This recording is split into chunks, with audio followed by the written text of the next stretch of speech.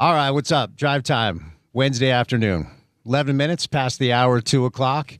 Warming up incrementally. It's about 60 degrees straight up, relatively clear and sunny here in downtown Salt Lake City, Utah. As we move ahead to a weekend that looks gorgeous. In fact, after today, if you look at the 10-day here in Salt Lake City and the surrounding areas, we're looking at 70 and 80 degrees and sunny for the next 10 days. I say it often, May is my favorite weather month. Living in this beautiful state, in this great city, Salt Lake City, Utah. So hopefully you have something fun planned for the weekend. And you're almost to the weekend. It is a Wednesday edition of The Drive, which means we get you halfway through that work week. And we get you one day closer to the weekend. And we got a lot to do on the program today. NBA playoffs continue tonight. We'll talk about a couple of games that we saw last night. I got bad news if you're a Laker fan. In fact, I think I might have bad news if you're an NBA fan and your team is not the Oklahoma City Thunder. They're without their second best player, and I'm starting to think they could even lose Shea and be fine. Shea was fine last night. A random stat right out of the gates. Last night was the first game all year that Shea didn't score 20. All season long, regular season of the playoffs, he had 18. And it wasn't close. The Thunder smoked the Lakers, beat them by 18 points. Luka Doncic is back with the team. He apparently is running. And I'll be honest, I don't think it matters. I don't think it matters if you get Luka back. I don't think it matters if they get J-Dub back. Maybe, if you remember back in, I think it was 2001, when Philly advanced to the NBA Finals to take on the Lakers, the talking point was like, Iverson's going to get you one. That was his MVP year. That was not a good basketball team. But Iverson was at this level where you felt like the 76ers could win a game, and they did. The Lakers won in 5. And maybe LeBron is still at the level where he can get you one, but I don't know, man. I don't know that anybody can get in the way of the Thunder this year, whether it's the Spurs or the Knicks or whoever. The Pistons were able to beat the Cavs last night, pulled away in crunch time. Outscored Cleveland 18-8 to finish off the game. They win 111-101. It was the third game this postseason where James Harden had more turnovers than field goals made. So we'll get to some storylines from the games last night. Excited for the games tonight. Now, as we discussed, Philadelphia 76ers have on their roster, in theory, one of, the top 5 to 7 players in pro basketball. Well, Joel Embiid is not playing tonight because that's just part of this guy's deal, and you feel bad for him. So the Knicks smoked Philly game 1 with Embiid on the floor, and they're a heavy favorite tonight to take the 2-0 lead at the world's most famous arena, Madison Square Garden. And currently the Knicks are your favorite to win the Eastern Conference. And then a lot of intrigue. At 7:30 Mountain Time, ESPN has your coverage tonight. You don't have to go get a new streaming service or app or whatever. But the Timberwolves will try to take a 2-0 lead against the San Antonio Spurs at 7:30 at Frostbank Center in San Antonio, Texas. So we'll get to some NBA playoffs on the program today. The Colorado Avalanche are making history. They have 15 goals in the first 2 games of their series. And they were able to beat Minnesota again last night. They are the overwhelming favorite to lift Lord Stanley's Cup. And speaking of which, Bill Armstrong, Mammoth general manager, for the first time addressed the media during some availability yesterday and said there are changes coming to the Utah Mammoth. Was actually very forthcoming in a way that surprised me a little bit. The Mammoth have 4 free agents, but they also have 7 first-round prospects making their way to play with the first team. And Bill was like, look, if we want to maintain the standard of making the playoffs and take a step forward, we have to be better. We have to make changes.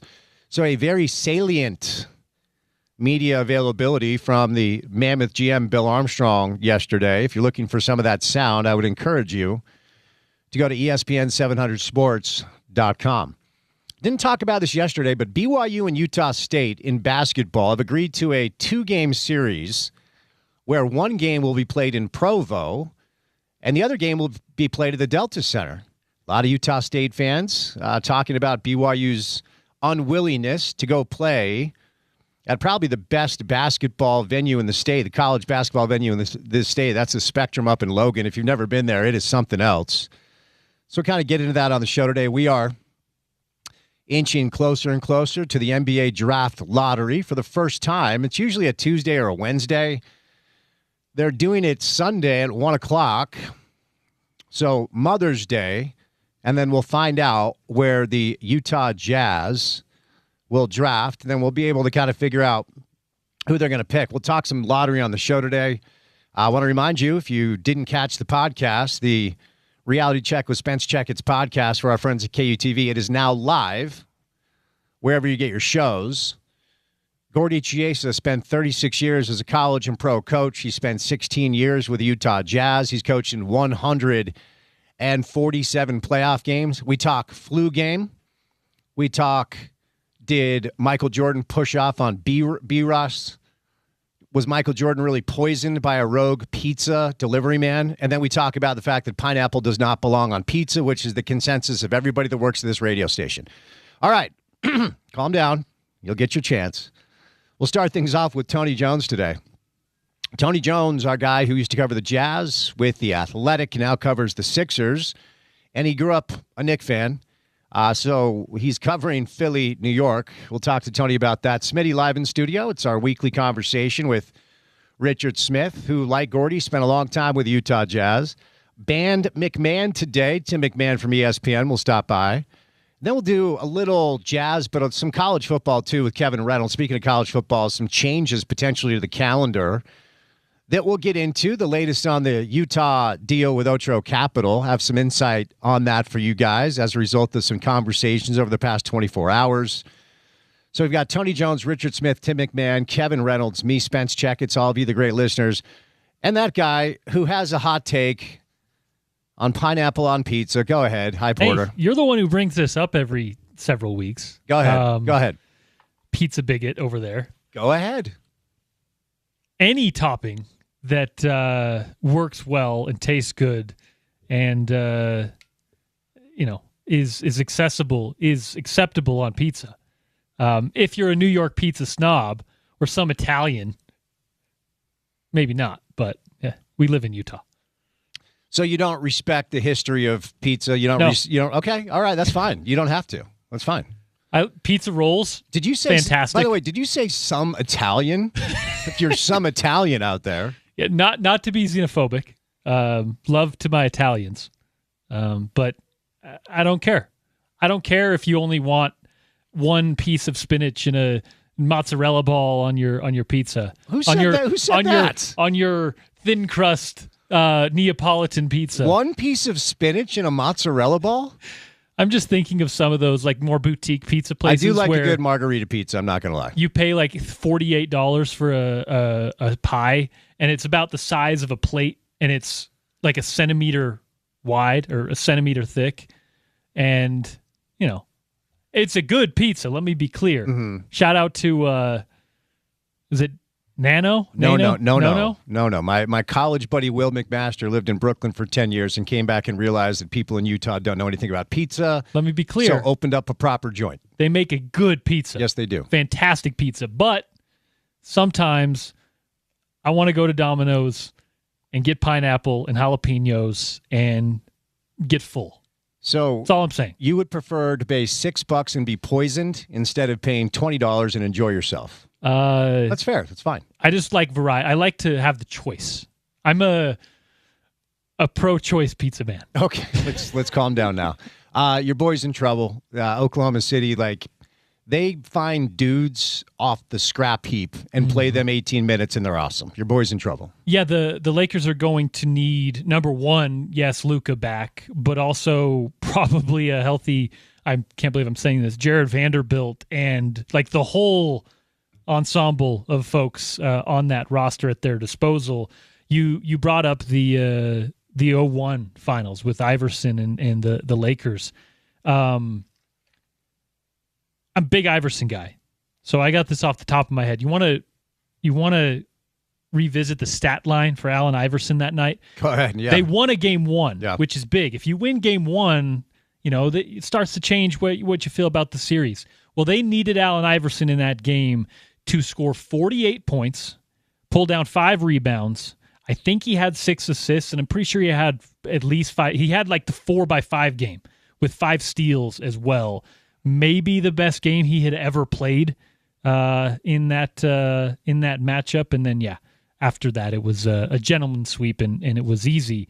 I don't know that OKC is the 0-1 Lakers, but man, they are really good, really deep, and it's going to take a really, really impressive series from anybody left in the postseason to beat them. Yeah, they're historically good. The data indicates that they're on the level of the 2017 Warriors and the 97 Bulls, and that's a team the Jazz fans know about. All right, we're going to bring in TJ, Tony Jones today. Don't forget Richard Smith, Tim McMahon, Kevin Reynolds. But before we launch into a great guest list on this Wednesday afternoon, courtesy of our good friends at IFA Country Stores, it's now time for your opening tip. Now, with IFA's Weed and Feed, you're going to grow strong, healthy, dark green turf without a weed in sight. It's the ultimate lawn owner power move.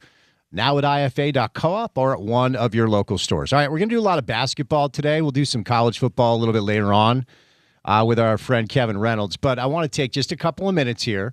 I've had a couple of conversations over the past 24 to 48 hours as a result of some conversations we've had regarding Utah's upcoming announcement that the deal with Otro Capital will be consummated and finalized. Now, we talked yesterday because Matt Brown from Extra Points joined us this week, then CK, our guy Chris Kamrani from The Athletic, and then there was a reporter yesterday tweeting out her process of folks in the media filing grandma requests for Utah to reveal the details of what the deal will look like between Utah and Otro Capital. So when we spoke about this yesterday, during a break, I got a text message from a booster and a donor and a major money player for Utah athletics and the University of Utah overall, and outlined the fact that because Utah is creating this offshoot company, okay, to and this is Taylor. This is Taylor Randall. This is a very intelligent president of the university with an excellent business acumen and background and a very sharp guy. And I don't know that he solely created this model to avoid actually providing details, because I do think at some point the details will be provided. Now, as I often say, the clandestine approach is never the right approach, especially with a publicly owned institution like the University of Utah. This is not a privately owned religious institution like BYU, and we'll not get into the weeds today about whether or not they should be forced to actually reveal some certain things, because when you don't have to give the public information about what you're doing, it always leads to questions about exactly how you're doing it. But that's the way society is set up. I'm a sports talk radio host in Salt Lake. I'm not here to recreate these models that have been in place forever.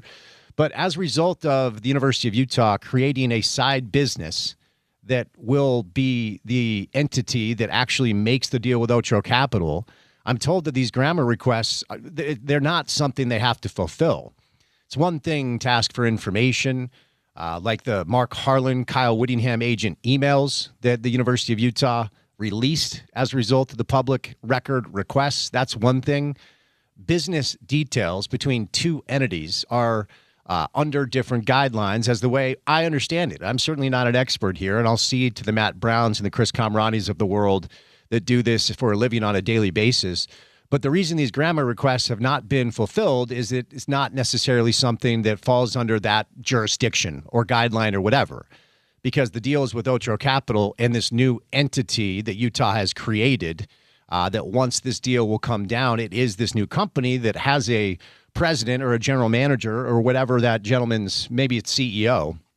And then it will be the company that goes about, the business of creating exactly what the deal will look like, where the revenue will be used. And then we'll know, because we do this thing in sports where we feel like we're a little bit more important than we actually are. In the real world, where some people love sports, some people don't, some people actually can't stand it, and some people make it their entire life. But remember, the University of Utah, we're talking about a major hospital with international reputation as one of the best cancer treatments in the country and in the world. They're utilizing their research to save lives. They've got doctors. They've got a business school. They've got a law school. There are a lot of other places that are probably looking at this and saying, well, wait a second, the athletic department is getting what? You're going to use what to go buy a quarterback? Like, we could use some funds over here to update facilities. So I would imagine this infusion of capital isn't only going to the athletic department. How much of it will? I don't know. That's why we got to find the details. But I am told that we are inching closer and closer to an official announcement. And when we have that announcement, Mark Harlan's going to join the show to talk about it. But until then, we're just kind of in a wait and see mode as it pertains to what's next with this deal that hopefully will provide the revenue that Utah needs to keep up with BYU, who has obviously different revenue streams and different investors, institutional investors that run that school. I'll leave that there. And then, of course, Texas Tech with Cody Campbell and his deep oil money pocket. So we'll get to some more on this. Kevin Reynolds has written about this, and even though he's doing Jazz stuff now, we'll kick the tires with Kev. He's going to join us in the 4 o'clock hour. But we'll catch a break. If you're an NBA fan, one of your favorites is Tony Jones, and he joins us coming up on the other side of a Wednesday edition of The Drive right here on ESPN 700.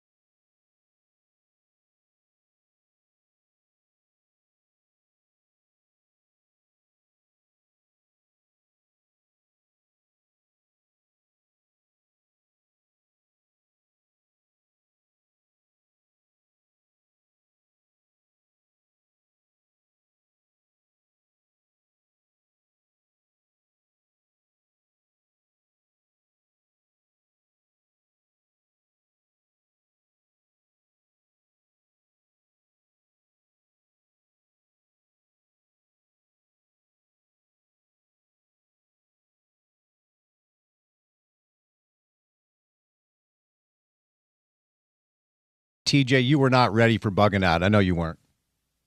Styles upon the half. You wanted just the fighter, but you still don't know the half. What?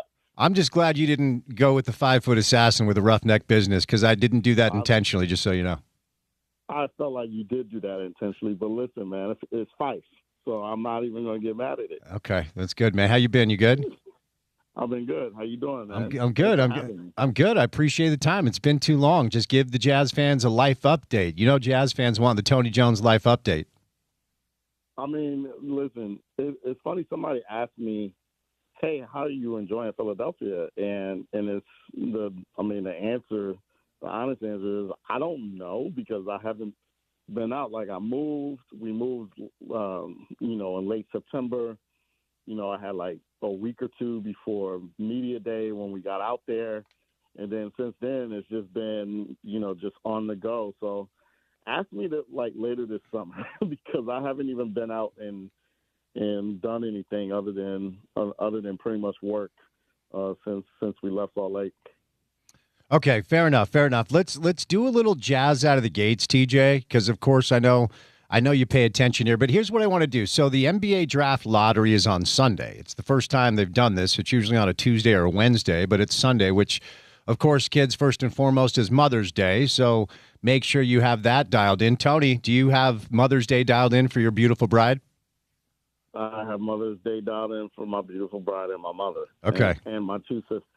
Two sisters as well, because you can't skip them. Okay, love it. There you go. So here's what I want from you, because for our listeners, Tony does a lot on the draft, and we're hoping that the Jazz get a little lottery luck, a lottery luck that they've never had before. So I want to talk about potentially top 6. Okay, so the Jazz are most likely to land at 5 or 6, but they have a shot to move up as well. So let's go 6 through 1, Tony. If we're sitting on our couch on Sunday and it's revealed the Jazz will draft at 6, what's best case scenario as far as the player you think they should pick? Kingston Fleming, okay, out of Houston. I would take Kingston Fleming 6. Okay, tell me what you like most about him and how he fits with the Jazz. So he's a point guard, but he's also 6'4", has a long wingspan. The thing that I like about his fit with the Jazz, because Keontae is not the greatest defender in the world. Kingston Fleming is. He's a very, very, very good defender. He can get to a nice mid-range, which suggests to me that he's going to be playoff viable. And he's just a really tough kid, and I think that him and he's ball in hand, as is Keontae. But I think that, they are compatible enough to coexist in the same backcourt. All right, let's move over to 5. If the Jazz fall at 5, what player do you think will be there for them? I would take Keaton Wagler out of Illinois. He is a 6'7" point guard. Not as athletic as Kingston Fleming. He's not as good a defender, but he is an apex pick and roll player. Just a terrific pick and roll player. He reminds me a lot of Tyrese Halliburton. He's just a guy that you just I think has a chance to be a really, really, really good NBA player. Can get to a step back 3-pointer. That's a tremendous weapon for him. His size for position is a tremendous weapon for him. He's not the cleanest fit with Keontae that Kingston Fleming is, but I trust Will Hardy to make it work, because Will is one of the best coaches in the league. All right, now we get to some interesting conversation about the top 4, who most people. The Jazz fans are gonna hate my 4. Okay, let's hear it. Who's that 4? My 4 is Cam Boozer. Oh wow. I like him a lot. I think that he's going to be a terrific player. I think he's going to be a guy who averages 20 and 10 or somewhere around that for a decade. I just don't see him as a franchise player because of the lack of athleticism. I had this conversation on Twitter. About a month or two ago. He's not nearly as bouncy as his father was. Probably a better player than his father, a better overall player, better floor game, just not nearly as bouncy. And this is more of me loving the top three than me not liking Cam Boozer. Okay, fair enough. Well, I mean, look, I know you study this stuff, so let's now move into the top three. I have a feeling I know who your third prospect is, but go ahead and let us know. The third prospect will be Caleb Wilson out of North Carolina. Just has a chance to be an absolute monster on both ends of the floor. More skilled than he gets credit for. Great passer, plays on top of the rim. He reminds me a little bit of a young Kevin Garnett. He's a guy that I would probably draft 3, and frankly, I'd have him in the conversation for 2 as well. All right, excuse me. Before we get to the top 2, let me ask you this. If the Jazz do get 3, do you think they go Boozer or Wilson? I think that at the end of the day, they will probably go Boozer. But, I mean, it would be very close. Like, it wouldn't be I think it would come down to some really specific stuff. And I also think it would come down to who, what the lottery order is and who picks who in the top 2. Because I don't think that, I mean, Darren Peterson is going to be my number 2, but I don't think that Darren Peterson's a lock for being in the top 2, if that makes sense. Okay, so let's say the Jazz get 2, or we're all assuming that AJ's off at 1. Do they go Peterson? Oh, I would go Peterson for sure. Okay. Just don't worry about this year. Let's just put it that way. He's an apex basketball player, and I think he's a franchise guy. So, we're sitting here, watching, Shai Gilgeous-Alexander absolutely dominate the NBA. 6'5", 6'6" in terms of his craft and his skill level, and I think Darren Peterson has a chance to get close to that level. Okay, of course, now number 1, and AJ DeBonsa certainly seems to be the consensus. But here's what I wanted to ask you, and look, just for a little context, because this freshman class was thought to be elite for the past 3 or 4 years, we've seen a lot of these freshmen play against each other for a long time, whether it's AAU basketball or, just high school tournaments. Once upon a time, high school basketball was not televised, and it is now. So anyone that's kind of in the basketball ecosystem have been watching these kids play against each other for a long time. And let's be very clear, Darren was the guy. He was. I mean, most everybody thought after watching them all play against each other that Darren was 1, AJ was 2. That narrative is kind of flipped for you and most people. Tell me what did that? What ultimately led you to land on AJ at 1 and Darren at 2? AJ's competitiveness and the way he carried that BYU team after Richie Saunders went down, the way he stepped up as a leader, the way he, took ownership of the team in a way that only the great ones can do. And I know that BYU's journey ended, in the first round, in the first game, against a really good Texas team. But he got that team several big wins down the stretch that they really, really, really needed to right the ship. And it was just his attitude and, just the way he went about things. He's got some flaws. He's got to get better defensively. But, I mean, we're talking about a 6'9" guy who can get to any spot he wants to on the floor, who's figuring out, how to beat double teams with the pass, and who's competitive enough that, if he's in a big game, he's going to go out there and he's going to do whatever the team needs. I think if the Jazz were to end up with him, in terms of what they already have around what would be his inclusion on the roster. I mean, I think the sky's the limit for the Jazz in the next 3 or 4 years, as long as they can keep this group together. It'll be hard for them to keep this group together because of financial difficulties, because of finances and the CBA. But I mean, this team can go from, what it was this year to a championship contender really quickly if AJ Debanta ends up in Utah. Okay, so let me ask it this way. At what point in the draft would you articulate that there is a floor, that there is a drop-off? I mean, we just talked top six. How many players available in this cycle would you say instantly play in this rotation and truly change who the Jazz could be over the next 3-4 years? Well, Braden Burry's probably 7. Nate Ament is in this draft. I mean, there's so many really good. I think you can go all the way through the lottery. It's interesting because, the Jazz can't leave the top 8 of this draft. And if I were the Jazz, I wouldn't touch Darius Acuff anywhere in the top 8.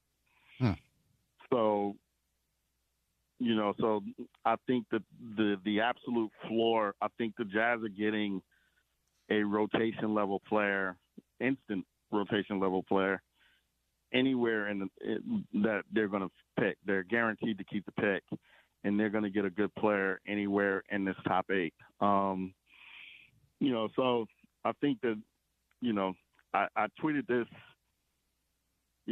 about 3 weeks ago, that this is probably one of the best tanks that I've ever seen, because the Jazz, they assured themselves of adding a really good player to what is already going to be a solid core. So it's just a matter of whether they're going to get one of the 4 franchise level guys, or whether they're going to get a Keaton Wagler or Kingston Flemings, who I think can be a franchise level, both can be franchise level point guards, but need a little bit of developing, or if they're going to get, a plug and play guy.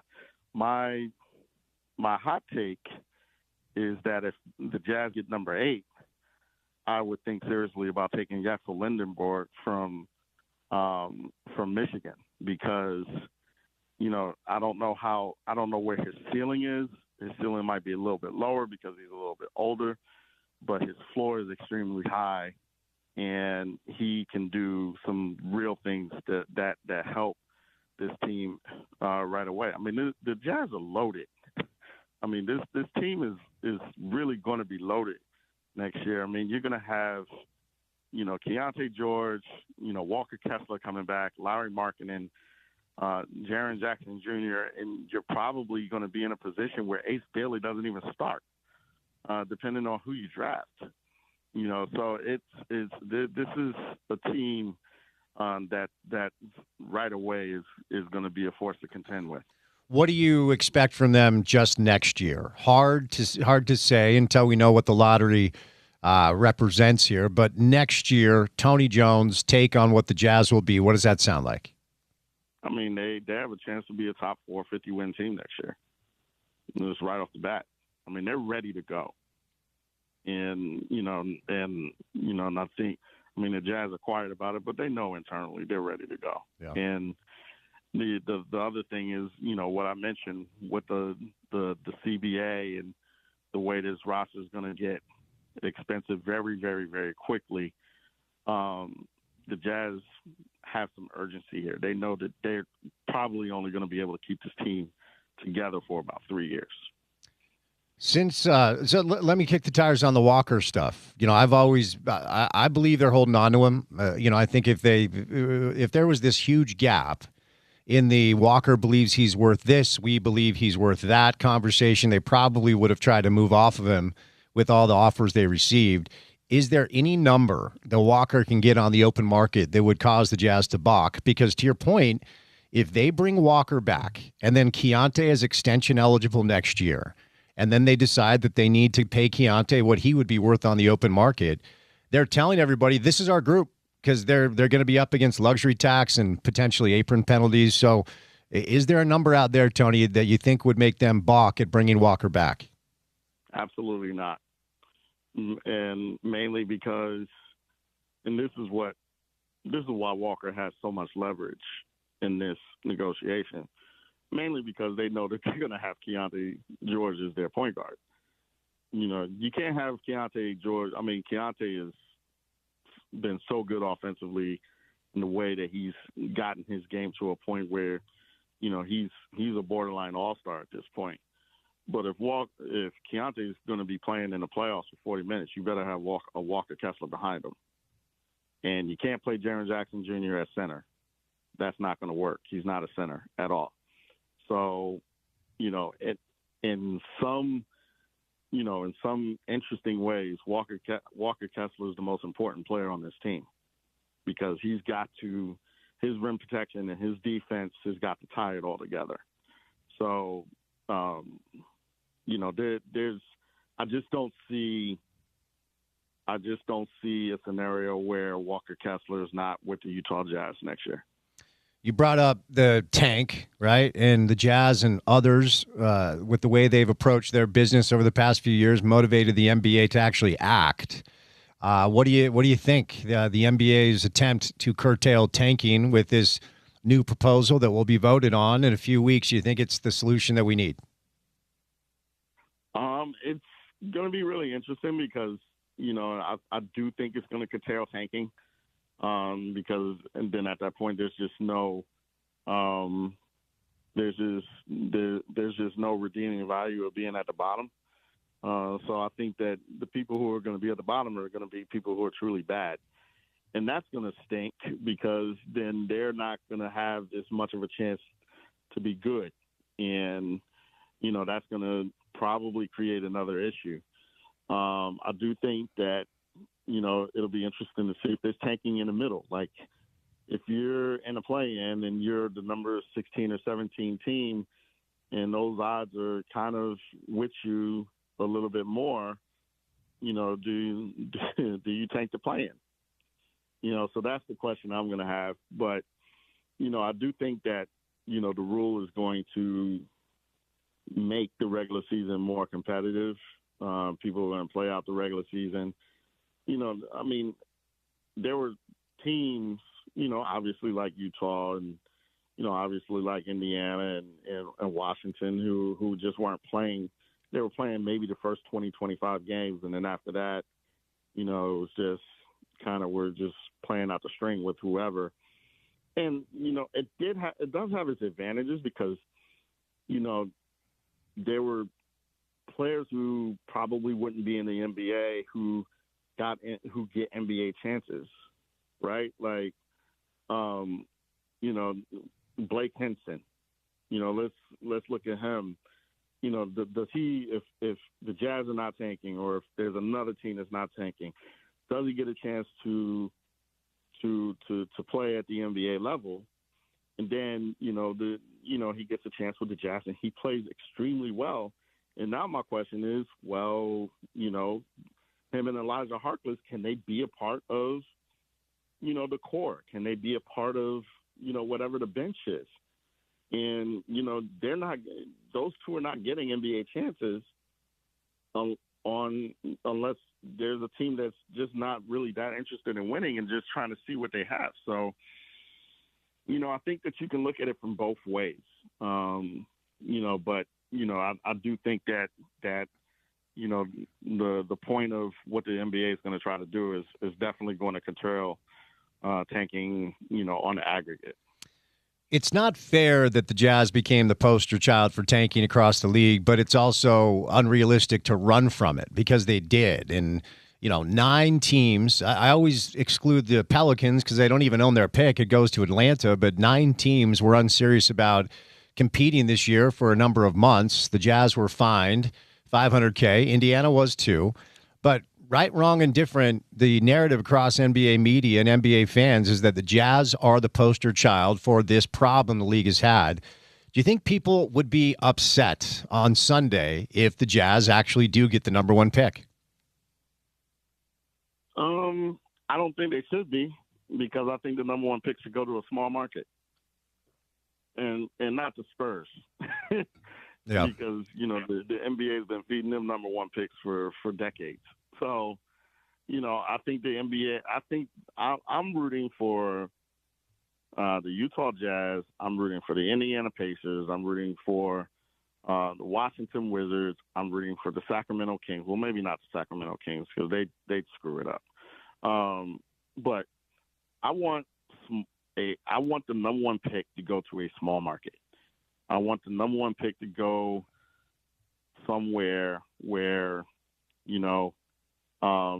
where that team needs the number one pick.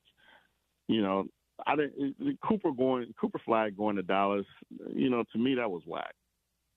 And obviously it happened. But there were other teams who needed Cooper Flag a lot more. So.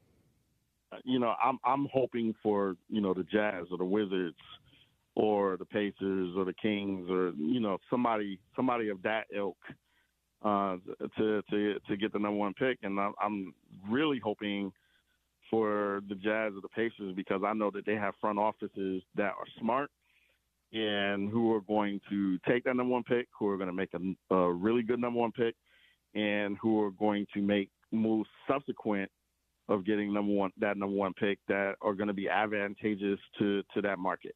And that's better for the NBA. Yeah, the DeBonces live in Utah. And as I continue to say, let's not send this kid to Sacramento, please, anywhere else. I do not want AJ DeBonce or Darren Peterson or Cameron Brewster to go to Sacramento. Yeah. Somebody's got to go to Sacramento, but I just hope it's not one of those three. Oh, or for Caleb sure. Wilson. Yeah, for sure. All right. An interesting thing for you. Obviously, you'll do your job as the athletic writer for the Sixers, but you are a lifelong fan of our New York Knickerbockers, who, by the way, Tony, might be playing in the NBA Finals for the first time since 1999. But what's this dynamic been like for you? I have been nothing but a fortress of professionalism in this long and arduous series. Through one game, you've kept it together. It's been one game. I may or may not have gotten a text message from somebody higher up in the Athletic that may or may not have said, "Is this going to be a problem?" Ah, okay. See, I'm picturing you doing your job on press row, waving an orange towel and singing "Go New York, go New York, go." It's more internal. I love it. Put it that way. I love it. Well, Embiid is out. It's interesting because I think so. This Philadelphia team, this specific team, has been fun to cover because of how much resilience they've had this year. There've been, I think 5 or 6 times this year where they could have really fallen off a cliff, and the season could have gone left. And they come up with a big play, a big shot, a big stop, a big win. And, it's truly been fun covering VJ Eskrim and Tyrese Maxey. And I think that pairing has a chance to be the best backcourt in the league within 3 years. So it's really interesting. And, as much as I hated leaving Salt Lake and as much as I miss Salt Lake, the bosses were right. They were right that they needed somebody in Philadelphia to chronicle that team and that franchise and that organization. And it's been a lot different than the Jazz because, the Jazz are like a steady ship, and the Sixers, this like just a sailboat in the ocean. It's like there's something different almost every day, and it's been really, as a journalist, it's been really interesting and fun to cover. Tony, that's our time, bud. I appreciate you joining us. Like I said, if you get out here, you're coming in studio, so let us know, will you? Planning on trying to be out there for Summer League, so let's try to get in the studio. Love it. All right, bud. Safe travels. Be good, okay? Yes, sir. Appreciate you. Tony Jones from The Athletic. Covered the Jazz for a long time. Now he's covering the Sixers, who, of course, are at MSG tonight to try to draw even with the Knicks, but they'll have to do that without Joel Embiid. Brought to you today by our friends at IFA Country Stores. There's nothing like taking in a game on a sunny afternoon. You can get your field ready this summer with IFA's 4+ lawn care program. It's a blend especially formulated for Utah soils. Get healthy, lush, dark green grass this summer by making your power move at IFA today. We'll catch a quick break. Richard Smith live in studio for the next hour. We're going to bring in Tim McMahon and Kevin Reynolds during the 4 o'clock hour. Then we'll launch into the final hour of the show on this lovely Wednesday afternoon. And it's good to have you with us, as always, right here on ESPN 700.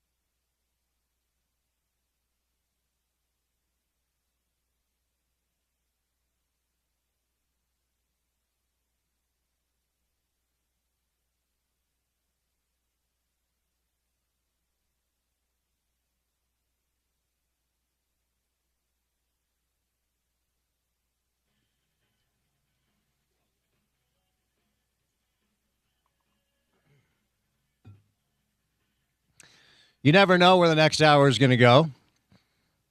Our guy Richard Smith might be crushing tape of George Carlin and wants to talk about the State of the Union, which is always fine with me.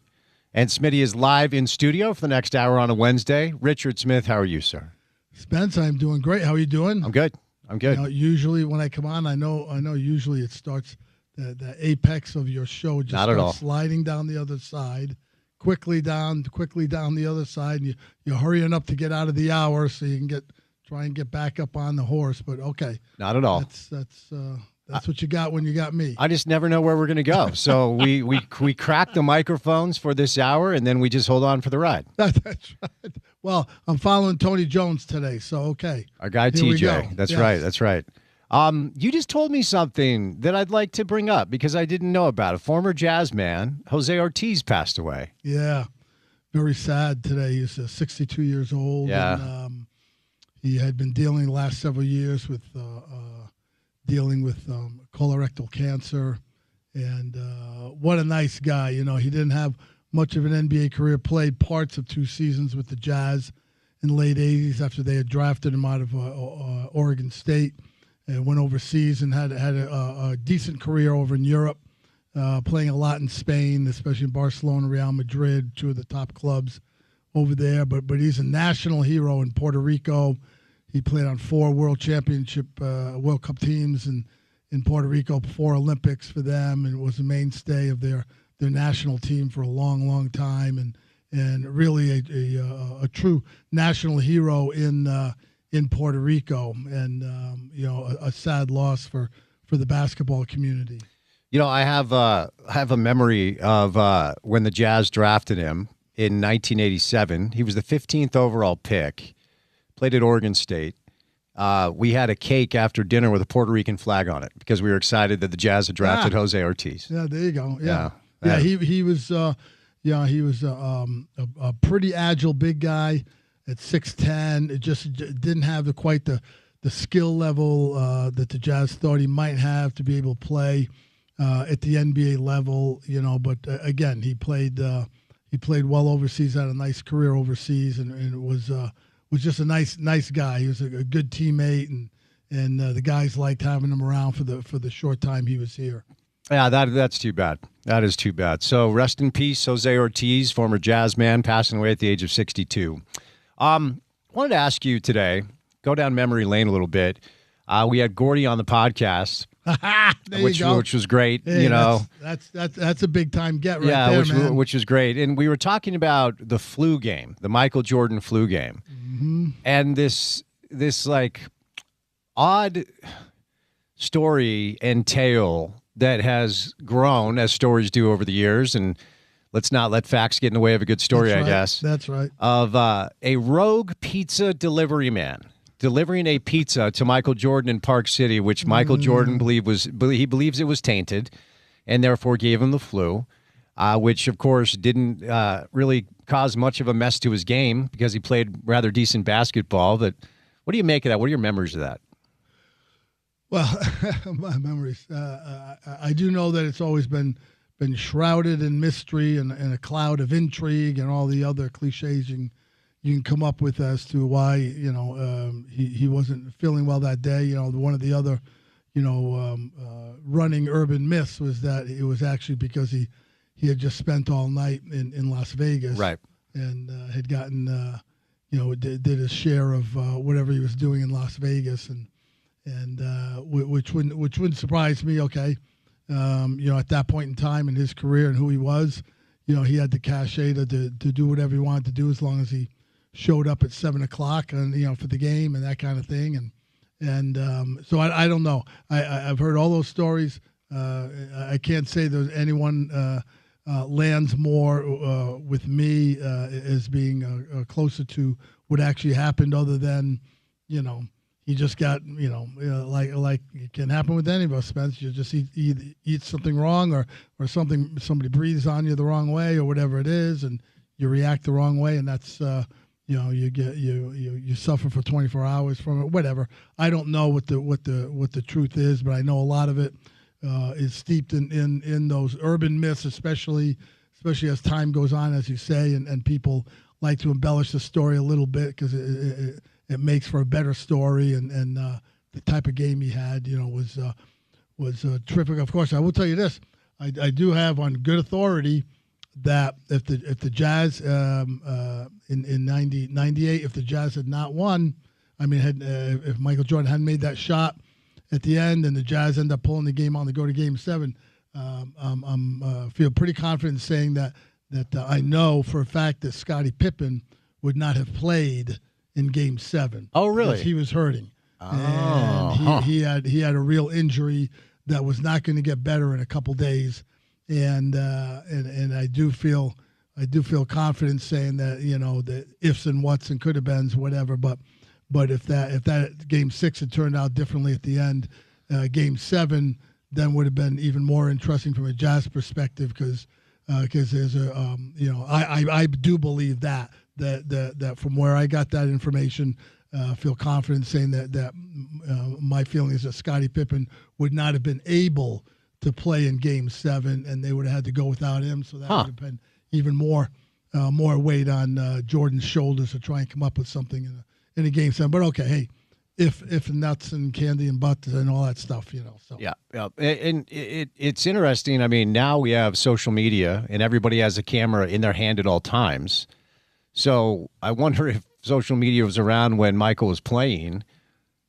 What sort of things would have been revealed? Hey, listen, I'll tell you what, Spence, just that thing, right? If we had social media during that time, if the Las Vegas thing has any legs on it at all or whatever, somebody would have seen that. Somebody would have had that. Somebody would have had a snapshot or a little video or something walking in or out the back door or wherever he was, or a private game or whatever was going on. Who knows? I do know they were staying up in Park City during those playoffs. And I'll tell you, Jerry Reinsdorf, the owner that he was for the Bulls, still is a terrific owner.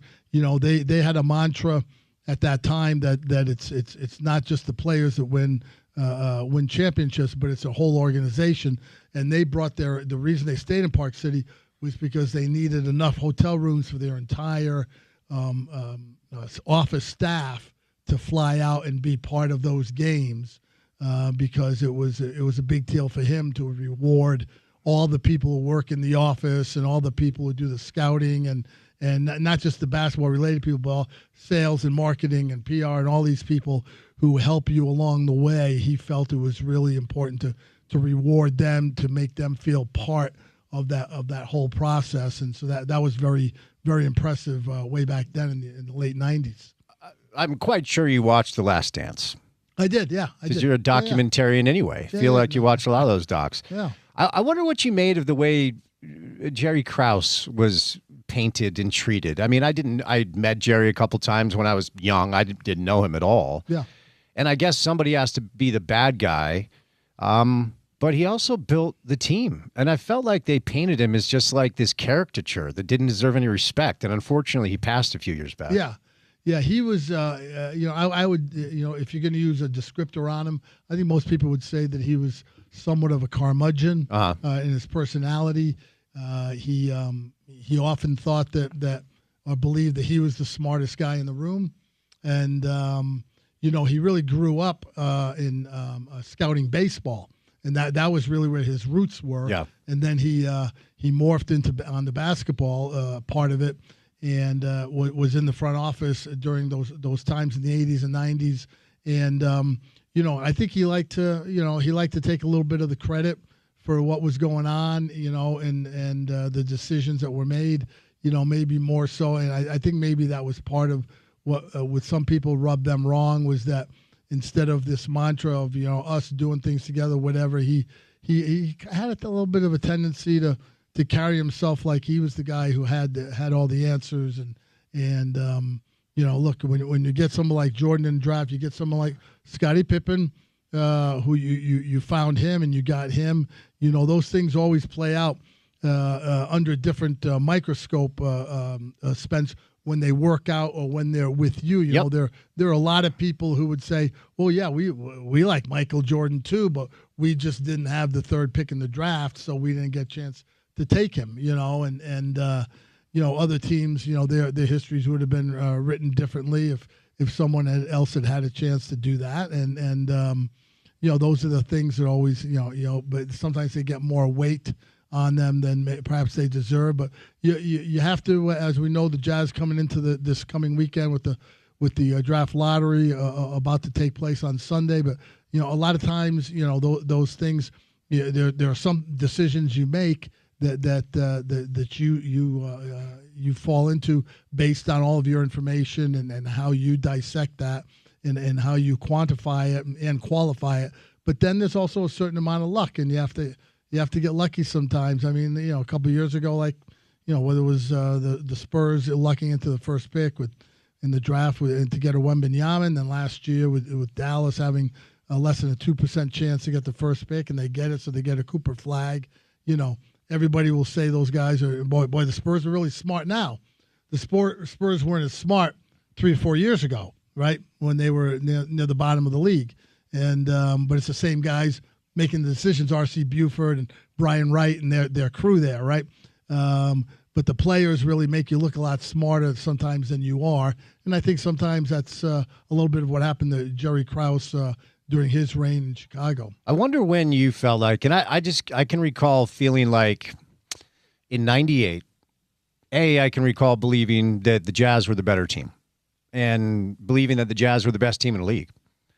I didn't feel that way in '97. I thought if the Jazz beat the Bulls in '97, it would have been an upset. I don't remember what the odds were for either series. I just remember all year I felt like, okay, this is the year that all of these years of Frank and Scott and Jerry and John and Carl and we're here. Okay, 98's the year I felt like it was going to get done. And when I remember how deflating it was when Mike hit a shot, I was actually standing next to Stuart Scott, may he rest in peace. He celebrated very loudly in a way that media members aren't supposed to, but Carolina guy, whatever. And when the shot went in, it was so deflating. And I can remember thinking, like, I wonder if this is it. I wonder if they're ever going to have a shot to get back there. Now, the next season, they were good. Lockout year, right? Spurs ultimately advanced to the finals. When did you or the group believe that, okay, the window's shut for John, Carl, that crew? Yeah, well, I will tell you this, Spencer. Our group internally felt once we added Jeff Hornacek in '94, with the Jeff Malone trade, we really thought that turned us around into being really a legitimate connection. Now we had a third, a main guy who was a competitor and obviously the great shooter that Jeff was. And that we really thought in '94 that we had a good chance. Mm-hmm. Now we played Houston in the first round.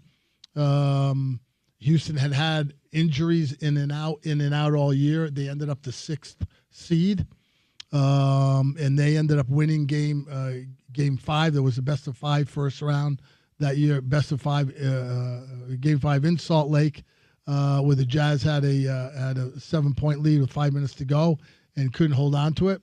And that was when Clyde Drexler went off, and we had trouble, maintaining that lead. We had trouble guarding him and coming up with something to stop him down the stretch, and you got on one of those rolls. And that was the year that to me, Spencer, one of the great postseason runs in NBA history, in my opinion, was that year when the Houston Rockets won it. They came out of the 6th seed, and they actually won. Let me remember real quickly. At that time, you had to win 15 games to win the NBA championship because the first round was the best of 5. They won 8 of the 15 they won were on the road. So you're talking about everybody talking about needing home court advantage, wanting it, winning a game on the road to get a leg up in a series. And Houston that year went and won 8 games on the road during the playoffs. That was some unbelievable feat. But that was a year the Jazz felt if they had gotten by Houston in that first round, they felt comfortable that they had a good chance at making a run. Of course, everybody remembers in '94, '95 were the years that Michael Jordan sat out playing baseball, and so it kind of opened a window, if you want to look at it that way, when the Bulls didn't have Jordan to contend with. But even in both '97, '98, '98, the Jazz won both regular season games against Chicago, home and road, and felt comfortable playing them. And but also in the 2 playoff series that the Jazz had those 2 years, they played a total of 12 games. Right, both series went 4-2, and in those 12 games, there were 2 games that the Jazz won fairly comfortably. There were 2 games that the Bulls won fairly comfortably. In fact, a record-setting game where the Jazz only scored 57. Yeah, I remember that. I think it was, in one of the games in Chicago, and just had a terrible game. But the other 8 games of those total of 12 came down to a 1-possession game in the last minute, and either team could win. Yeah. You make a shot here, you get a defensive stop there, you get a turnover, you get a charge, whatever. You make a play, and unfortunately for the Jazz, the Bulls in 4 of those 6, I'm sorry, 6 of those 8 games, they made the play in the closing minute that they had to make on the other end of the floor. It was a tremendous series, both of them, and but the Jazz really felt those late 90s, they really had a chance. After 2000, John and Carl were starting to age out a little bit, even though they were both starting and they both played for the Jazz until the 03 season. But by that point, we were trying to, just trying to hang on. And Sacramento was coming up. The Lakers were coming up because they had Shaq and Kobe. They ended up winning 3 straight. And then you could see that the end was coming near for that group. Yeah, and the 94, I can remember the 94 thing because you had made the Jeff trade. I should say Hornacek trade because you traded another Jeff for him, right? Right. And even though we were back east and my father's with the Garden, I still really rooted for the Jazz. I had a East Coast team with the Knicks and a West Coast team with the Jazz, and I can remember talking to my cousins on the phone, like, I think the Jazz and the Knicks are going to play in the finals this year. Because to your point, Mike had traded his sneakers for cleats. He was grinding in single-A baseball, and it opened up this window where, like, finally we don't have to deal with that guy. And then Houston gets healthy, and Olajuwon, I mean, that was I love my guy Pat Ewing, but, man, Olajuwon was something special. And, of course, Game 7, Rolando Blackman is sitting on the bench, and John Starks is just – and I loved John. That was my guy. But bricking shot after shot after shot. I think it's 3 of 18. Yep. And Pat Riley never gave Rolando a chance, and Houston walked away with the championship. That was quite a year. Yeah, and that happens quite often, Spence, when you get in those tight situations and those kinds of games, and every possession matters. As a coach, you usually have a tendency to ride with the horses that got you there, no matter what is going on at that moment, because you have an internal belief that these are the guys who put us in this position. They've been doing it all year long. At some point, something will break, and we'll get a couple of things will fall our way in that regard, and something will happen in a positive way for us. I remember exactly what you're saying. John Starks was in there, and he wasn't going to give up. He wasn't going to back off. He was going to keep taking shots because that's who he was, and it was just one of those nights. And the Jazz had a couple of those, in the recent playoff runs with the Gobert Mitchell grouping, and those guys. The one year they had one of the best records in the league, went into the Orlando bubble, had the 3-1 lead to Denver. Mike Conley wasn't playing, and the Denver came back and won that series. In large part because we had a key guy who wasn't able to play, and then the next year you have the team that had the best record in the league, and then had that 2 bad games with the Clippers. You can't explain them away. Kawhi Leonard went out in Game 4. Okay, the Jazz is 2-2. Okay, we'll take care of this now and move on. And we just played a bad Game 5 at home, and give the Clippers credit. They played well and won that game. And then, of course, we had the Terrence Mann game in Game 6 in L.A. One of those, where he had the game of his life.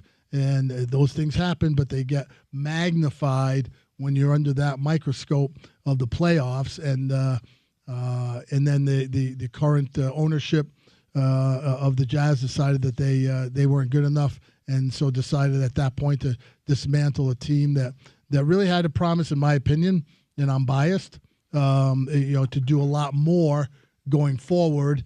And the new ownership and the new leadership with the Jazz decided that they saw it differently and decided to get out of Dodge early, which in my opinion, again, was unfortunate. But okay, that's the road they chose to go down. Yeah, it's always interesting to consider when a window actually closes, because even though the Knicks had played in that 94 finals, I think most people believe that around 98 they were breaking down. And it's like, okay, I thought the Knicks had a really good team in 92. The Bulls beat them in the playoffs. Then I thought they had a chance in 94. They lose to the Rockets. And then Ewing couldn't stay healthy. And then in 99, they go on this run as an 8 seed with Camby after Ewing hurts his wrist, and Sprewell and Houston become this. But nobody that year thought the Knicks were going to have a chance. We thought the window was completely closed. So it's funny, like when you think a window is closed, something random happens and some crazy player figures it out, like Marcus Camby, and so suddenly things are a little bit different, and maybe you can extend the window a little bit. But that's a tough thing from ownership down to just try to do your calculation. Be like, wait, do we have a window? Is our window finally closed? It's always hard to analyze that. Yeah, it is, and you have to be objective about it, Spence, because you really have to take a step back and look at it for what is actually going on the floor. And there are certain things you can control in terms of how your main guys are performing and the rotations you put on the floor during a particular game. But the one thing that you don't have control of is some guy coming out of left field having a terrific game, or having a couple of games where they get on a run and they get some confidence, and the teammates respond to that in a certain way. That happened to the Knicks in '99. That happens to a lot of teams. Sometimes, this last week, we saw where Philadelphia and Boston, a 3-1 series, and Philadelphia, all of a sudden, Embiid comes back. He's feeling good, feeling healthy. You see how they can play. Philadelphia, when they got those three main guys, meaning Maxey and Paul George and Embiid, and they're all on the floor, and they go and win 2 games in the Garden. There were both elimination games, as well as the game at home in Game 6, and all of a sudden they got something rolling, and then they come into the Garden the other night and get smoked, and get hit upside the head a little bit. And now tonight they're going to play a Game 2 without Embiid, and so that's going to that you look at it and you say, okay, well, the Knicks are going to be able to take care of business here, but Spence, as we always say, that's why they throw the ball up, and that's why in the next 2.5 hours when the game starts is the best live theater going, because you have no idea what's going to go on. You have no idea who's going to come out of the woodwork and go off for 42 points or block 7 shots or whatever it is to help a team get over the hump in a particular game and give a team some life, and that's what makes the playoffs exciting. It's also why you should delete sportsbook apps from your phone and keep your money in your pocket. All right, more with Smitty coming up. Don't forget we have Tim McMahon and Kevin Reynolds a little bit later on, but we have a new client on the show. And if you haven't heard me talk about it, please listen up. We had Shelly from Wasatch Medical Spa in studio yesterday. Just a lovely, lovely woman opening up a great business called Wasatch Medical Spa. Her staff is awesome. It's an all-female staff. They're very nice. They're very professional. And Shelly and her staff have brought a new technology to the market called Apex RF. Okay, so we're talking about men's sexual wellness now. If you have kids in the car, you can turn the radio down if little ears are a little sensitive here. But Shelly was good enough to allow me to go through the 6-session treatment. They recommend anywhere from 4 to 8 treatments. Now, you can book a free consultation online, which you should do for sure. As a result of them being a client on the show, you get a free consultation with no obligation. So go to wasatchmedicalspa.com and experience the next level of men's performance. So they're going to analyze kind of the situation you have, and then based off of what's going on, they're going to recommend the amount of sessions. I went through 6. So if you're suffering from mild erectile dysfunction, definitely check it out. But this is for anybody. I mean, she has allowed the husbands of all of her staff members to go through it. One of them's 30 years old and saw great results. The things they say improve, and I can tell you they do because I went through it: size, girth, sensation, and duration. 6 sessions. Now, here's the kicker. As a result of them being a client on the show, you get $300 off your first session by booking right now at wasatchmedicalspa.com. They're in Mill Creek, so pretty centralized location. WasatchMedicalSpa.com. That's WasatchMedicalSpa.com. More with Smitty coming up next on ESPN 700.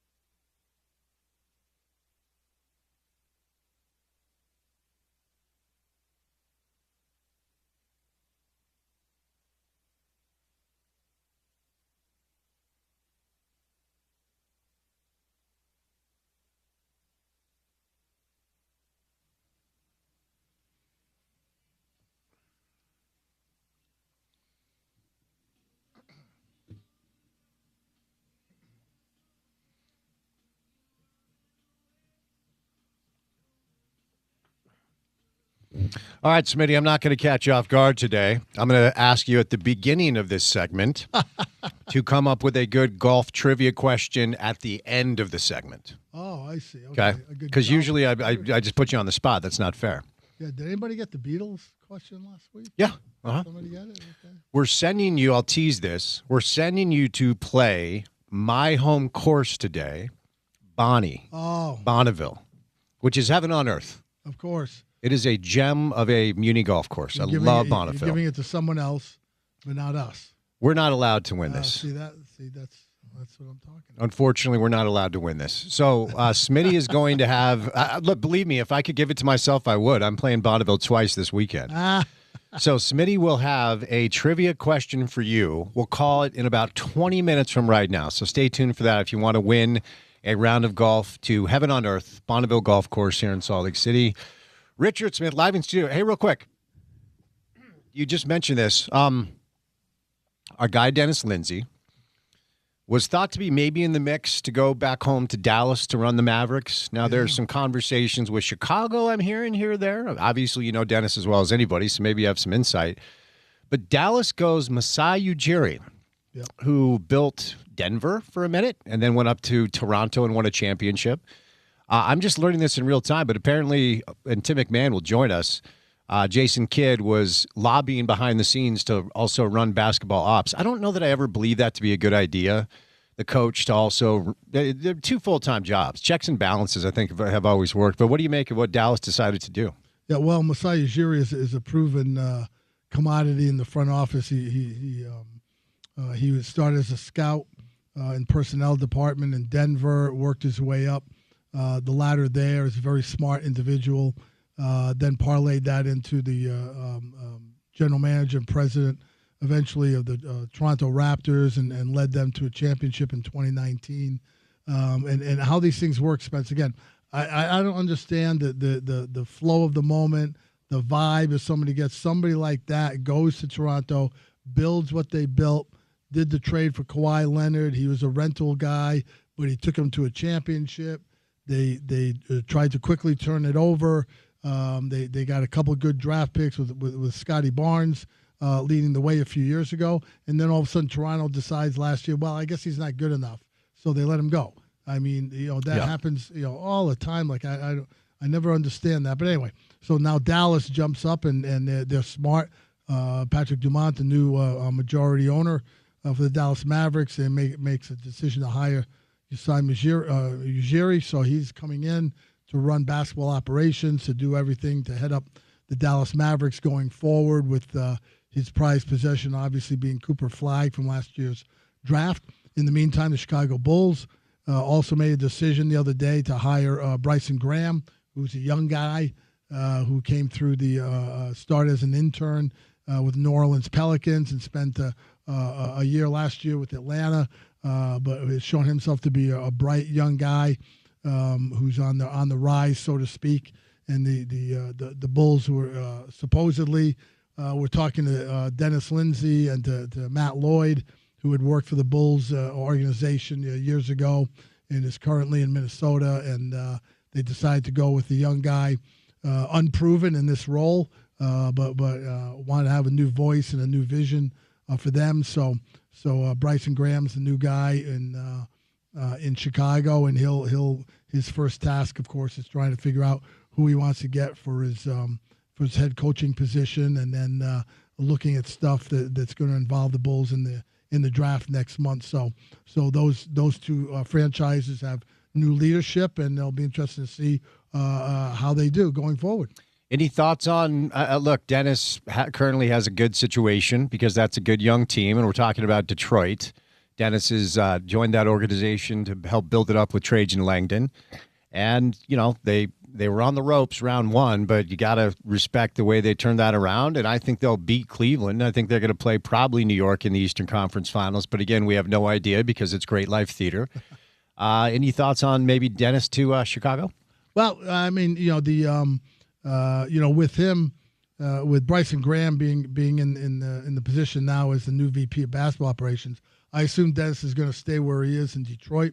I don't know that. He's got a great gig there with a great group with him and Trajan Langdon as kind of a 1-2 punch on the front in the front office. They've got B.J. Bickerstaff, who they grabbed as soon as Cleveland made the again. I don't know what they were thinking, letting him go a year ago to be their head coach, or 2 years ago, and now he's shown what he can do with a good young team headed by Cade Cunningham and Jalen Duren, and so those guys I think are going to be good for a long time. Of course, as with any team, they're going to have to manage the salary cap and the tax structure in today's NBA. But Dennis has a history of doing very well with that stuff, laying it out, knowing what needs to be done in that regard, and also making sure that he's looking down the road and not making a decision today that may affect what you want to do 2 or 3 years from now in an adversarial way. So Detroit's lucky to have him, and he's in a good position there. And Chicago, it'll be interesting to see what Bryson Graham decides to do with to build his staff up there. All right, let's do a couple minutes on the current status of the playoffs for a minute. And look, I don't know that I believe Minnesota will win 4 games in 7 against San Antonio. Wembanyama blocked 12 shots game 1 and changed like 20. It's wild to watch the way he affects the game. He had a tough shooting night. Rudy will do that to you. We saw it here forever. He did that against Jokic round 1. I think they need more from De'Aaron Fox, quite frankly. I mean, he's kind of the vet in the locker room. He missed all of his threes, and I think he didn't have a good shooting night either. But it's interesting, Smitty, because we talk about this all the time. Like, you rarely see a team that's never been to the playoffs together make a run, quote unquote. Wembanyama is so special. Maybe he's going to, be enough with that surrounding cast full of really good players. Maybe they can get something done.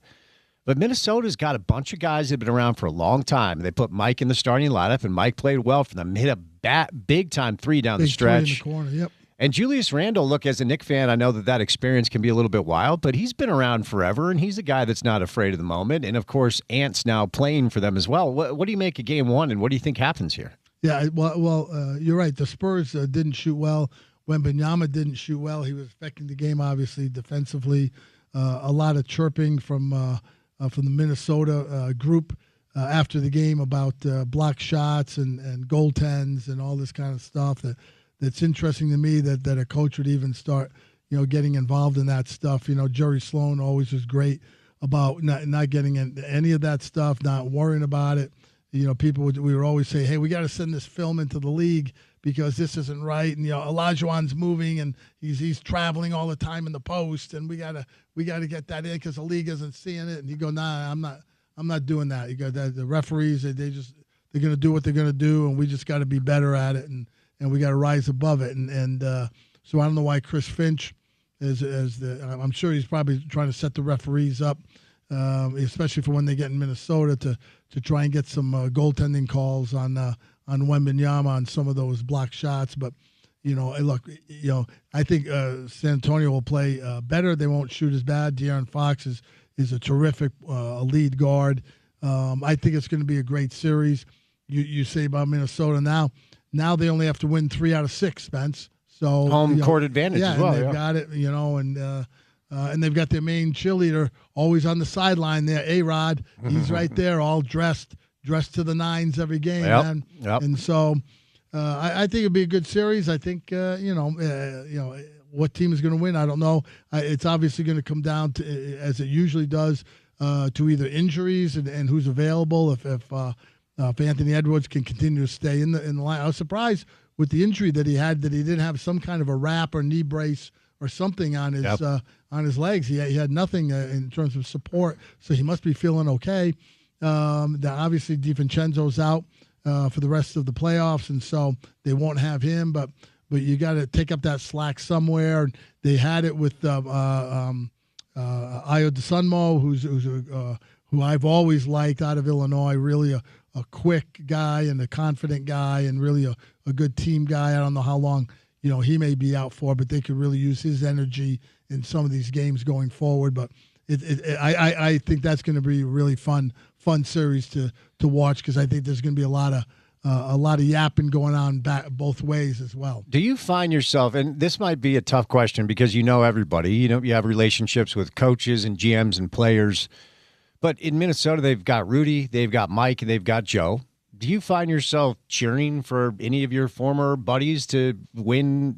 Obviously Detroit and Dennis. Do you have a rooting interest is what I'm asking? Sure, yeah, no, you're always rooting for the people that you know and that you have relationships with. I'll tell you what, my wife Linda has become a staunch Minnesota Timberwolves fan. Okay, and she's going, my Midwest Jazz are playing tonight, and she's always rooting for those guys, and because not just because we consider them friends or friendly or whatever that relationship is, but they're good guys and people we worked with for a lot of years, and we want to see them do well. We want to see Dennis Lindsay do well with his group in Detroit, and he's had a big hand in smoothing out the edges and adding a couple of the guys that they brought in, to round out that lineup, especially bringing Tobias Harris, who's an older veteran, but he's really shown his worth, here in these playoffs. And then, Donovan Mitchell in Cleveland, we root for him to do well. So it's all these guys that you have relationships with,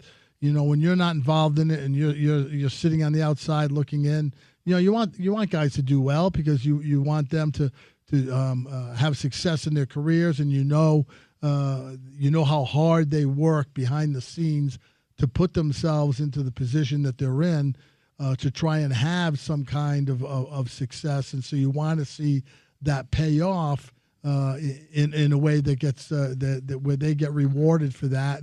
And so, yeah, you always have the teams that you're rooting for.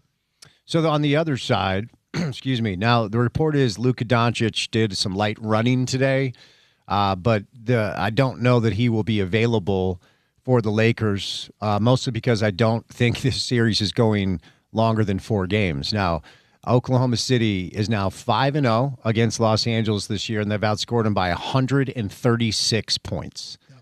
And Oklahoma City is without, J-Dub, without Jalen Williams 1. Jalen Williams 2 is still playing.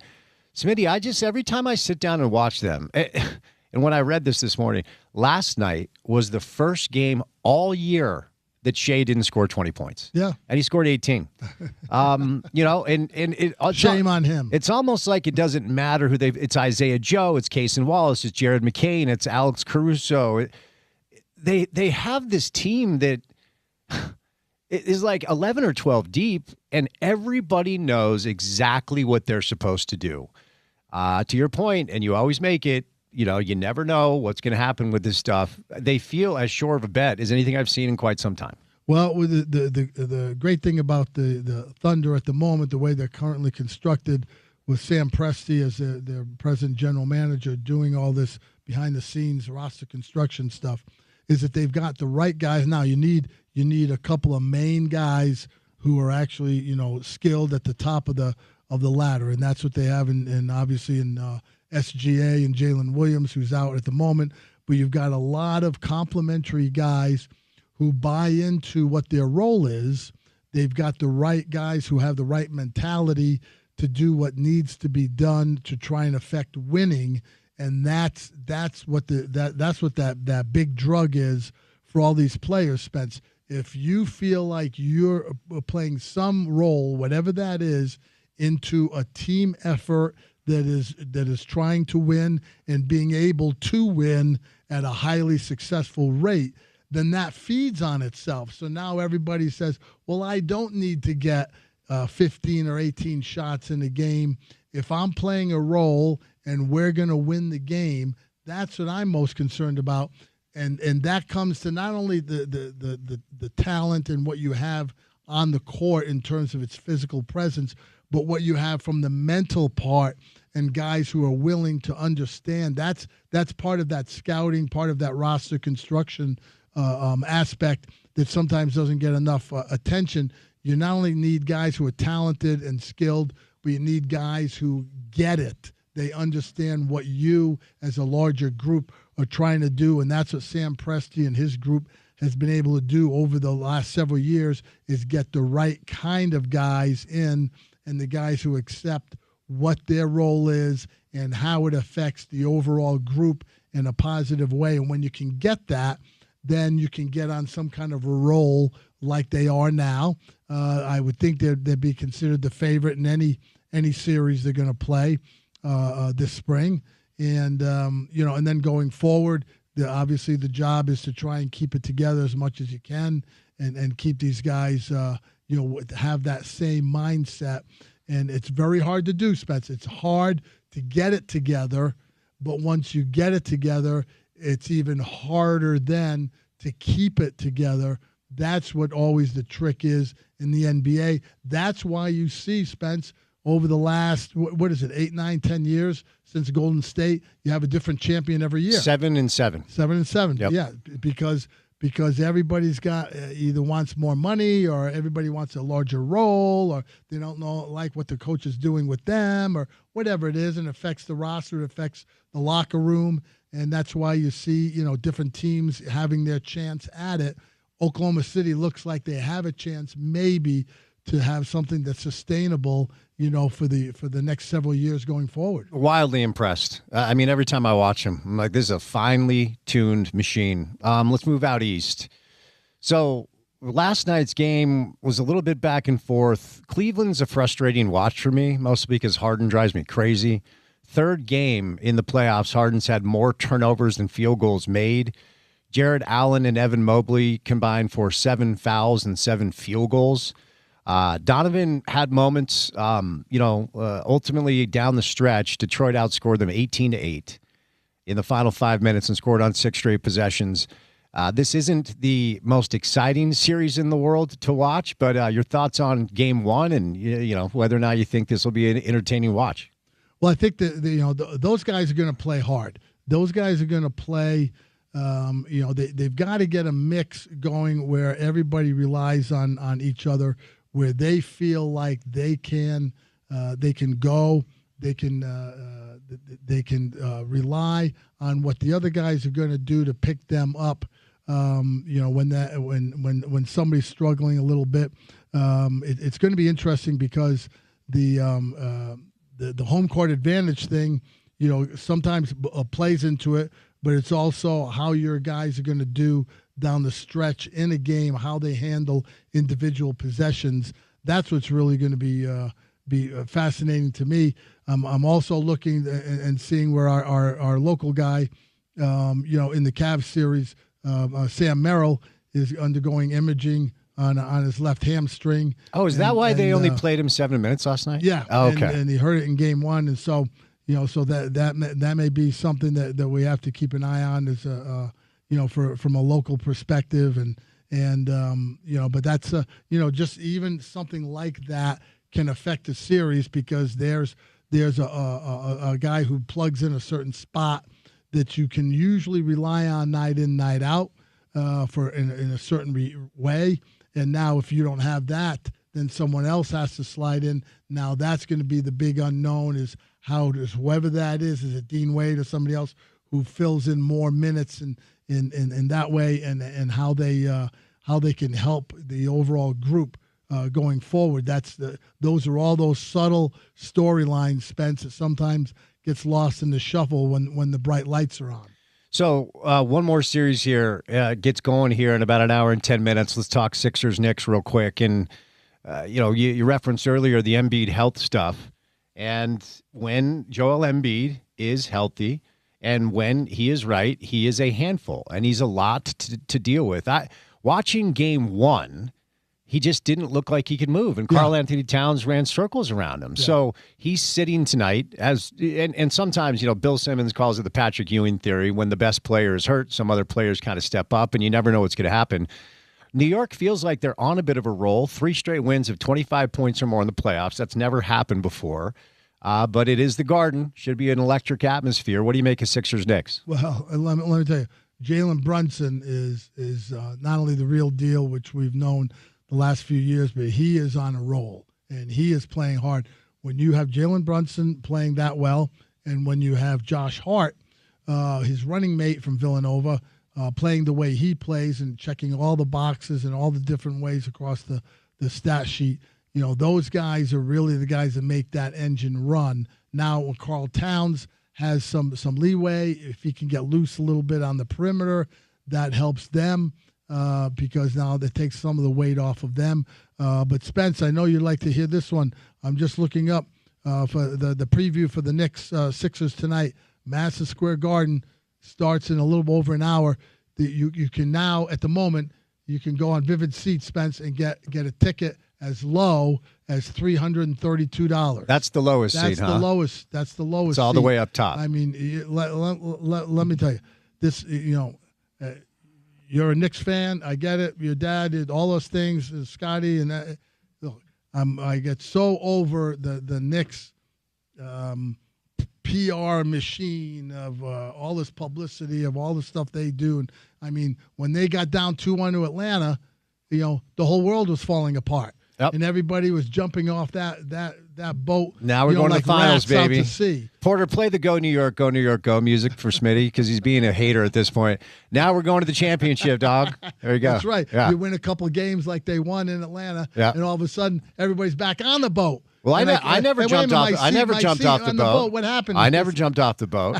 Well, you've been a lifelong guy. You have a reason. I mean, but this new, and the thing I hated when I saw the Knicks won. Okay, the Knicks won. They earned it. They played great. They're playing great at the moment. They are on a roll. Mike Brown and his group really got them going. But the first thing I thought of, Spence, was now I got to spend another 2 weeks hearing from Stephen A. Smith and watching the antics of Spike Lee on the sideline. Yeah.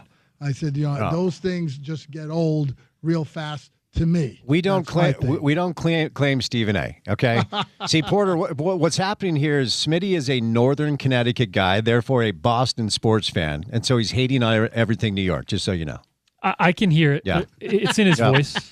You can tell. And we're not going to talk Yankees today, Smitty, because I'm going to wait and see. It is what it is, but of course, I usually hear from my Yankee friends in early May, and you're not going to hear from me yet. You want to talk in early May. I'm going to wait. Yeah, I'm going to wait. Hey, last thing before I set you loose.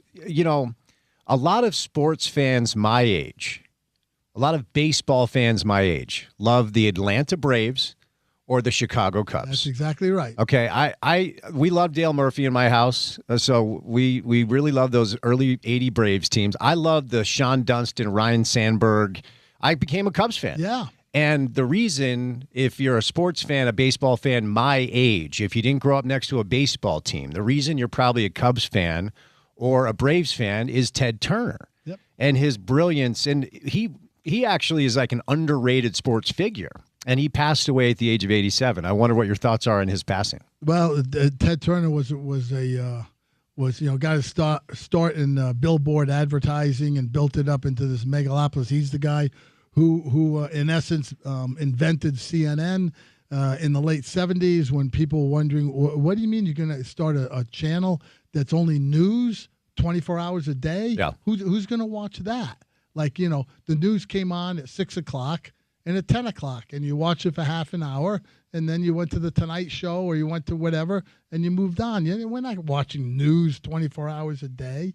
Now look what it's become, and this conglomerate. I've just started reading the book Fools Rush In about AOL and Time Warner and the failed merger of them in 2000, and that Ted Turner was in a big part of that.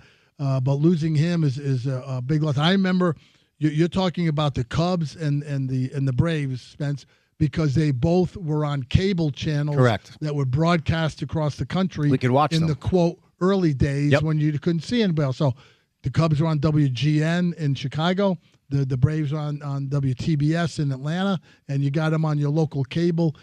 A box in Des Moines, Iowa, or in Helena, Montana, or whatever. So you became a fan of one of those teams. And I remember Ted Turner, his first free agent signing, he was one of the first guys to go out on a limb and sign when Major League Baseball started true free agency. He signed a pitcher named Andy Messersmith, and he was a big free agent signing at the time.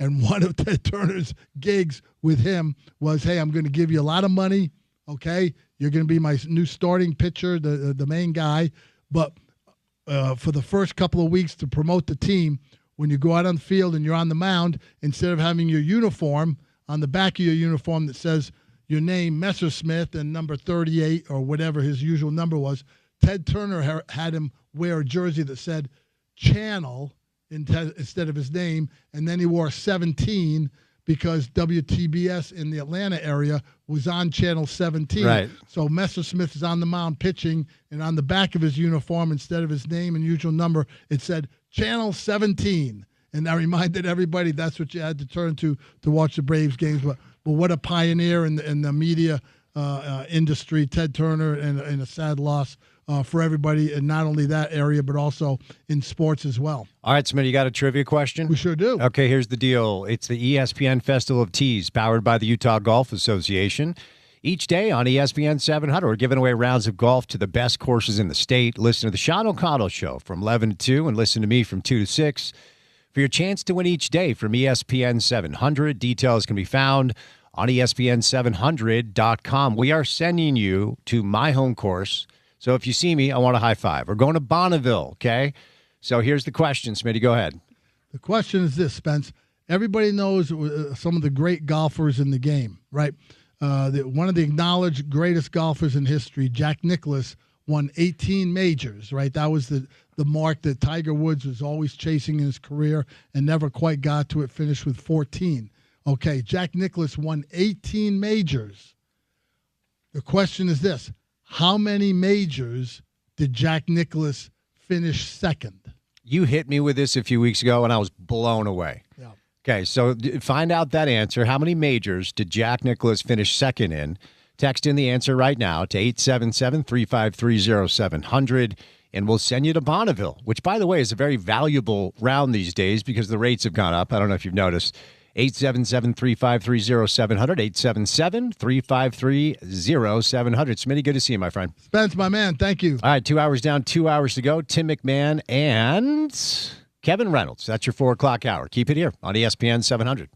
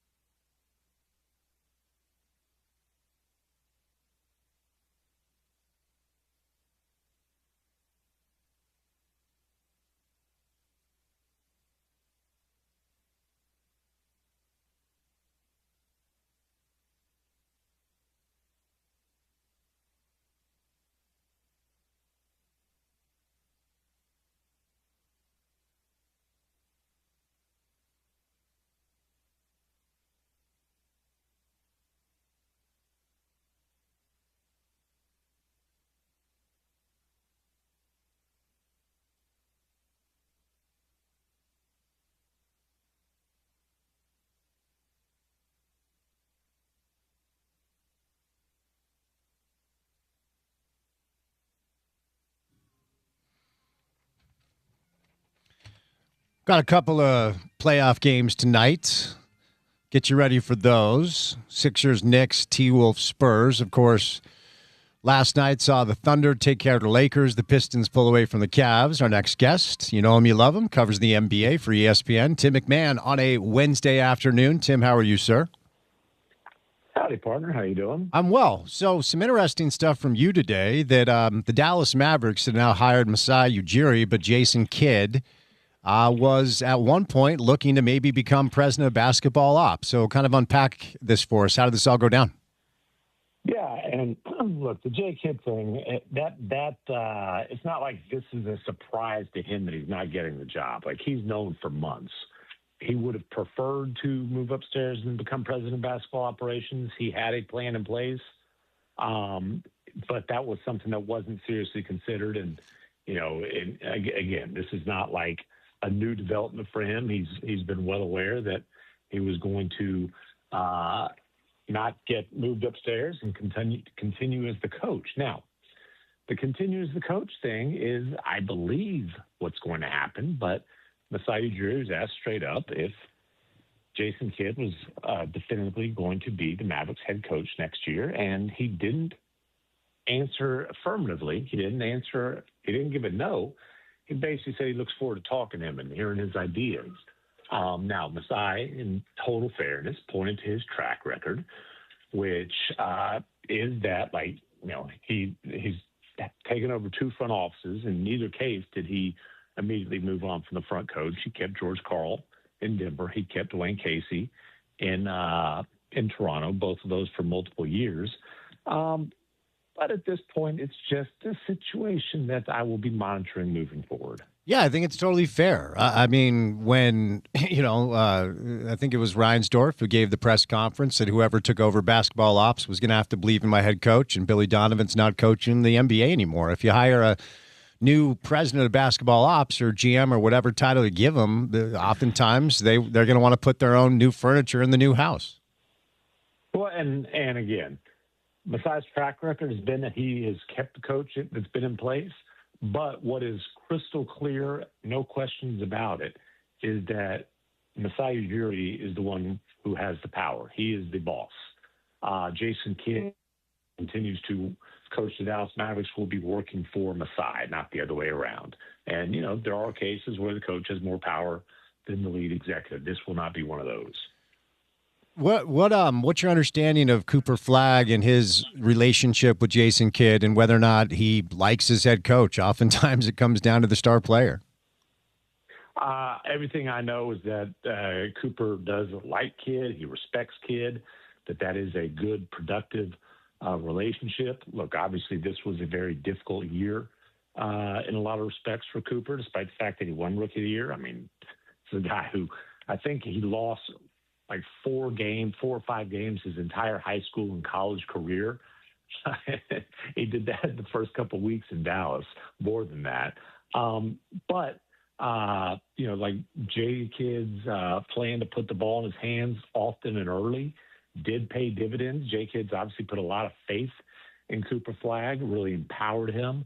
And all of that is to say, I do think that when Masai Ujiri asks Cooper Flagg what he thinks, that he will have positive things to say about Jason Kidd. And obviously he will be asking Cooper Flagg what he thinks, because Masai made it very clear it's time for the Mavericks to focus on the present and the future, and that is all about building around Cooper Flagg. And that's a thing in Dallas, because you still have a lot of people who want to live in the misery of, I can't believe they traded Luka. And it's like, dude, Luka's not coming back. There's opportunity for this franchise moving forward.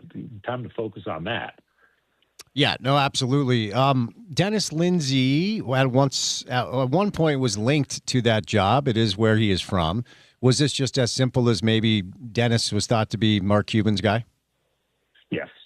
Okay. That's the simplest way to put it. And there was they did a really good job of keeping this quiet. And honestly, they did a really good job of keeping it quiet, not just from the media, but from Mark Cuban, frankly, from Jason Kidd. There was a thought going around the last couple of weeks, once it became clear that Tim Connolly wasn't going to be available, that it's either going to be Dennis Lindsey or Masai Ujiri. My understanding is they never actually made contact with Dennis Lindsey. And I got a lot of respect for Dennis. I think he would have been a great candidate. But the fact that Cuban pushed so hard really was maybe even a fatal flaw for him, because trust me on this, ownership of the Mavericks, majority ownership, is determined to make sure that Mark Cuban has zero control, no power, no juice whatsoever. And look, the other thing is, even if Dennis had been a candidate, the job still might have gone to Masai, because Masai has the one major thing on his resume that Dennis doesn't, and that is that he built a championship team. Yep. And there were some rumors out there that maybe Dennis was linked to Chicago. I don't know if there's anything there left, because they've made some moves. And by the way, Dennis currently has a pretty decent gig with a pretty decent team anyway. Exactly. Yeah. Dennis was a finalist in Chicago. They went a different direction. They hired Bryson Graham, who's a young rising executive who was with the Hawks last year. So, at this point, it appears that Dennis Lindsey will remain in Detroit, where he's the number 2 underneath Trajan Langdon. And like you said, for a franchise that with a young roster is the number 1 seed in the Eastern Conference. There are worse things in life than to be in the position that Dennis is in right now. That's for sure. No doubt. All right. Look, I don't know that I would go as far as to say that I think Minnesota can win the series, but game 1, and look, Wemby didn't shoot it well. De'Aaron Fox didn't shoot it well. 12 blocks, probably 20 shots affected, yet Minnesota is able to get game 1. Your thoughts on what you saw there, and what do you think happens tonight as these two will do battle in about an hour and a half? Well, Ant ain't scared. The Wolves ain't scared. I mean, you won't go so far as to say they can win the series, but I promise you they think they can. Sure. And, they just came off a series where, led by Gobert, they really made life difficult for a historically dominant big man. And then led by Jaden McDaniels, they completely shut down an all-star point guard. Well, on the offensive end for the Spurs, it was very difficult for Victor Wembanyama in the opener of this series, and De'Aaron Fox had a total dud. Matter of fact, I'll say it, Wemby had a dud offensively. He was dominant defensively, but the man had more blocks than points. Now, do I think that's going to continue to be the case? I bet you they'll find a way to free Wemby up. I'll bet you, if he takes 8 threes, he's not going to go 0 for again. But really, the Wolves won that game on the defensive end, and this is a tough, tenacious team that, not always during the regular season, they can be very frustrating. They're not the most mature bunch in the world, but they turn it on in the playoffs. They have a ton of playoff experience, which obviously that's a huge edge over the Spurs. I mean, this group's won 5 series now for the last 3 years.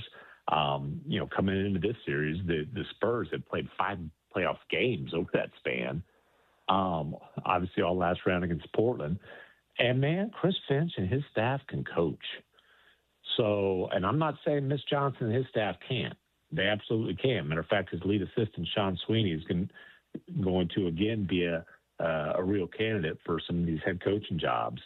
But, I do think that despite the fact that Minnesota's obviously dealing with injury issues, and hopefully Ant's minutes get ramped up tonight, that they can make this a really fun, entertaining, competitive series.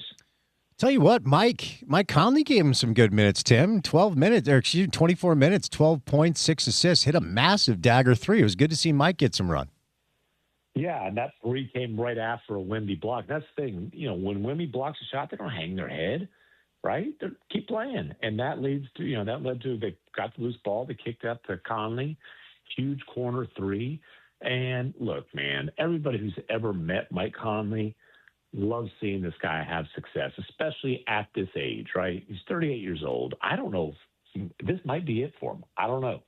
Maybe he's back next year, maybe not. It's probably going to be up to him, because obviously the Wolves would love to have him back, even if it's as an end-of-the-bench mentor. But he was an end-of-the-bench mentor for much of this season, then bounced around at the trade deadline, boomerang back to Minnesota. I talked to Mike, and he's basically in mid-season, he's like, I just can't do what I used to be able to do. But, he's got fresh legs now. He's got fresh legs, and he's got, the mind is still as sharp, obviously, as it ever was, and they need him without Dante DiVincenzo, and they especially needed him in game one when Ayo Dosunmu also wasn't able to play. And so, yeah, it was great to see Mike come through in big moments like that where the Wolves really needed him. Finch maybe playing the refs a little bit, little gamesmanship, talking about the goaltending. Not Chris Finch. He would never. Is that just a, hey, just kind of keep your eye open type thing? I mean, Finch is as aggressive as any coach in the league, lobbying the refs during the game, between the games, in the media. If he sees him in the lobby at the hotel, I'm sure he does it. He does not leave many opportunities unturned there. And, he also tends to exaggerate a little bit, as coaches do. He said there were 4 goaltenders. I think there might have been 2 that went on gold. But, yeah, Finch is going to, he wants to make sure that they got their eyes out for that one, And, honestly, there might be cases, even if here's the thing about a goaltend. If it's not called, you can't review it. If it's called, you can review it, right? Mm-hmm. And so there might be a case where the ref's like, it's closed. They call it to review it, and maybe that prevents the Spurs from getting out on a break. So even just planting the seed in their head, if a whistle's blown, even if it's overturned, it might benefit the Wolves. And refs are human. They try to eliminate emotion and all that stuff as much as they possibly can. But, these guys you don't become an NBA ref without following basketball. These guys they all follow the league. They all have little Twitter accounts where they're keeping up with everything. Hopefully they're not tweeting, but they're keeping up with everything. So, whoever's calling game 2 tonight, I haven't checked who it is, but I assure you that they've read and seen Finch's comments. You had referenced the Ant stuff, Anthony Edwards, 25 minutes game 1. Any idea? We're out here in Big 12 country. Terrence Shannon Jr. played at Texas Tech for 3 years before transferring to Illinois, and I always loved him. He declared for the draft at one point, went back to Tech, got suspended, and he's really good. I'm not surprised to see him also play unafraid basketball, but do we think Ant will be in the starting lineup tonight? Yeah, I can sit here and guess for you if you want me to, but that's all I'd be doing on that one. Yeah. So, look, I don't think Ant will go from 25 to 40 minutes. Maybe I'll be wrong. Yeah. But they're going to need Terrence Shannon. They're going to need him. Dante DiVincenzo was a starter for them. Dosunmu was back, but and this Shannon's earned the right to be out on the floor some. And dude, he is a 6'6", big, strong, explosive, fast, athletic dude. Now he frustrates the hell out of Finch sometimes because maybe he's not where he's supposed to be on the defensive end. And Finch has made it very clear, dude, that's what you got to do to get on the floor for me. But that type of athleticism, that lack of fear, I think you at least got to keep him in playoff rotation. Moving over to the other series, and you know me, I'm a get in the lab, grind tape guy. So I've just been really grinding a bunch of tape, and I'm ready to let you know, Tim, that I think Oklahoma City is pretty good. Thanks. just keep, you know what? You can use that for an article if you'd like. Look, I don't know that Luka's running now. I don't know when we're going to see him. I don't know if it matters. They're 5-0 against LA. They've outscored him by 136 points this year. Can the Lakers get a game? I mean, always possible. I don't know that it's probable. What I took from Luka's media availability today is it is highly unlikely that he plays at all in this series. I mean, when he said after the MRI, the original timetable was 8 weeks. That puts him at the end of May. The series will be well over by that 8-week timetable. And then even if he does come back, really, you're going to come back after 6 or whatever weeks of sitting out and deal with Lou Dort and Casey Wallace and Alex Caruso with, Chet Holmgren and Hartenstein on the back line. Good luck with all that. Dude, last night, that might have been Shea's worst game of the season. Yep. I mean, he shot it okay, but he only got to the line a few times. He committed 7 turnovers, which was the most in the season. He only scored 18 points, which that's his fewest points all season long. It was, I'll grade it charitably as a C- game by his standard. It's probably more like a D game by his standard. And they won by 18. So I got a nice I'm covering OKC in the playoffs again. I got a nice long break between the first and second rounds.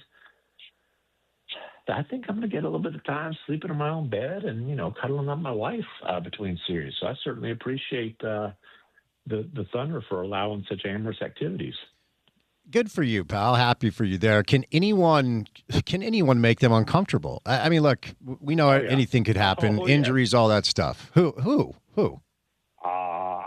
Perhaps that team in San Antonio that has a 7'6" alien that beat the Thunder 4 out of 5 times this year, including 3 times in 12 days when OKC was healthy, spanking their butts on Christmas Day the 3rd time, and right here in Oklahoma City, and kind of strutting around the court. So yeah. Like, listen, this is like, stay tuned. That is absolutely a possibility that now San Antonio's got to get there, right? But by no means is a Thunder championship some kind of inevitability. There is a basketball god. We will see San Antonio OKC. Well, I hear you, but Anthony Edwards might tell you there is a basketball god, and it's him. That's actually exactly what he probably would say. Hey, before we move out east, you've been on fire. That Rockets piece you and Ramona did, first of all, excellent job. My only question here, because it's predicated off of what we're dealing with the Jazz, because we're trying to figure out, okay, if the Jazz are going to move up, that means some teams have to take a step back. Maybe it's Golden State. Maybe it's the Clippers. Houston has problems. There's no doubt. Okay, what is this offseason going to look like? Houston had problems, and they were a 52-win team playing without their captain and point guard and playing without the second half of the season one of the most impactful reserves in the league in Steven Adams. They'll get Van Vliet back. They'll get Steven Adams back. I think that if those two guys are healthy and on the court, it does mitigate some of the, honestly, the how do I want to put this? The baggage that comes along with Kevin Durant, okay, right? Yeah. Because Kevin Durant's not a leader. You don't want him to be a leader. He's too erratic emotionally. It's just okay. Van Vliet is a leader. Steven Adams is a life of the party, good vibes guy. You need those guys to kind of balance out what I would say are KD's flaws. But, KD's still playing at the peak level. What they really need more than anything, though, is the young guys to develop. I don't think this was a step forward season for Alperen and Şengün. I would say the Rockets agree with that. Reed Shepherd, they're very patient with him. If the Rockets are going to take a real step forward, he's got to pop. Amin Thompson, they straight up told me they wouldn't trade him for anybody in the league with the exception of Wemby. That's how much they love him. But they need that young core to, as Ime said so bluntly, to grow up, to develop and to grow up. If you're going to use a burner account, at Get Off My Dickerson is not a horrible moniker. Okay. Who is behind? Is this Durant directly? I mean, what's your reporting indicate about who exactly was sending out these derogatory tweets about these Rocket players? I mean, listen, I can't sit here and tell you I'm 100% absolutely certain that it was Kevin Durant. All I know is he never denied it. And he basically just said, let's move on. So he didn't deny it publicly, and he didn't deny it to his teammates. He didn't admit anything, but if people think I'm saying that, really derogatory things about my teammates behind their back, and it's not me, I'm going to make sure everybody knows, no, that wasn't me. Yeah, for sure. It's one of these things where I kind of consider it to be an admission by omission. All right, moving out east, Game 1, Pistons-Cavs, close until the end. Pistons 18-8 to close out, scored on 6 straight possessions. Harden, more turnovers than field goals. Jared Allen and Evan Mobley, 7 fouls, 7 field goals made. I don't know. Cleveland's a tough watch for me, and Dennis Lindsey in Detroit, so I'm hoping they get it done. What do you make of this series? I mean, honestly, neither one of them came out of the first round smelling like roses, if we're being real. The Pistons had to come back from 3-1 down to beat an 8 seed. And, the Cavaliers had to come back at home in a Game 7 to beat a very wounded Raptors team. I don't know. Bontemps has dubbed that side of the Eastern Conference bracket the kiddie pool. But, because let's be honest, like one of them's got to win. Yeah. But do we think either of them's going to really be any kind of threat? I don't. And like to me, if the Cavaliers can't win this series, that's a potential disaster. They win all in with the Harden trade, with the size of their payroll. They're going to want to try to sign Donovan Mitchell to an extension this summer. You don't think that's going to happen. If they get bounced in the series, I would tend to agree with you. And then if they don't, but here's where we disagree. Correct me if I'm wrong. You think their plan is to trade Donovan Mitchell? No, I don't. I just don't think they're going to have a choice. I don't think he's going to sign there. Right. And so, again, if the Cavs can't win in this round, I do think that there will be major changes coming in Cleveland.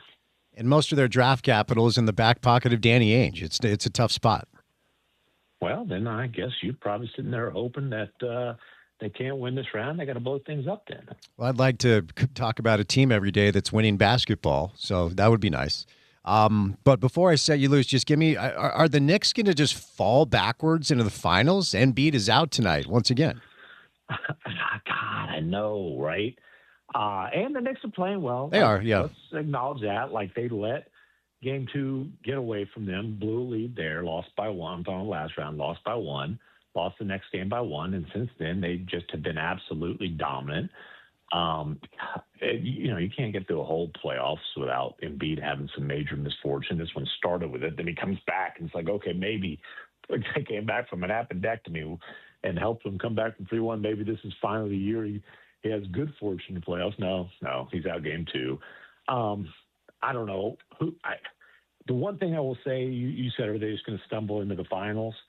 Not that a regular season matchup is necessarily predictive of a playoff meeting, but the Detroit Pistons did spank the Knicks' little butts over and over again when they met the regular season. Yes, they did. I just want to point that out. All right, buddy. Well, thanks for the time. Safe travels. Enjoy the games. We'll chat soon. I appreciate you, brother. The great Tim McMahon covers the NBA for ESPN. He's on the OKC Thunder beat, which should allow him copious amounts of time off after they beat LA in 4 games. Stops by today, courtesy of our friends at IFA Country Stores. There's nothing like taking in a game on a sunny afternoon. You can get your field ready this summer with IFA's 4+ Lawn Care program. It's a blend especially formulated for Utah soils. Get healthy, lush, dark green grass this summer by making your power move today at IFA. All right, we'll catch a break. Our buddy Kevin Reynolds from the Salt Lake Tribune stops by before we get into the final hour of the show on a Wednesday afternoon. So keep it right here on ESPN 700.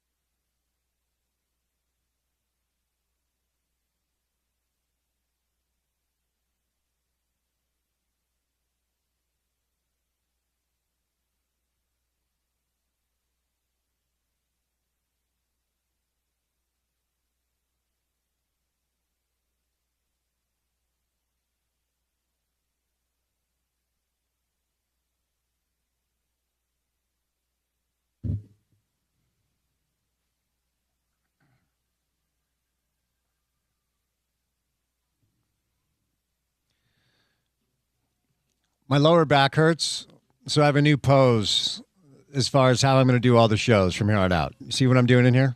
Feet up, huh? I got my feet up on the table because I'm trying to alleviate some lower back concerns.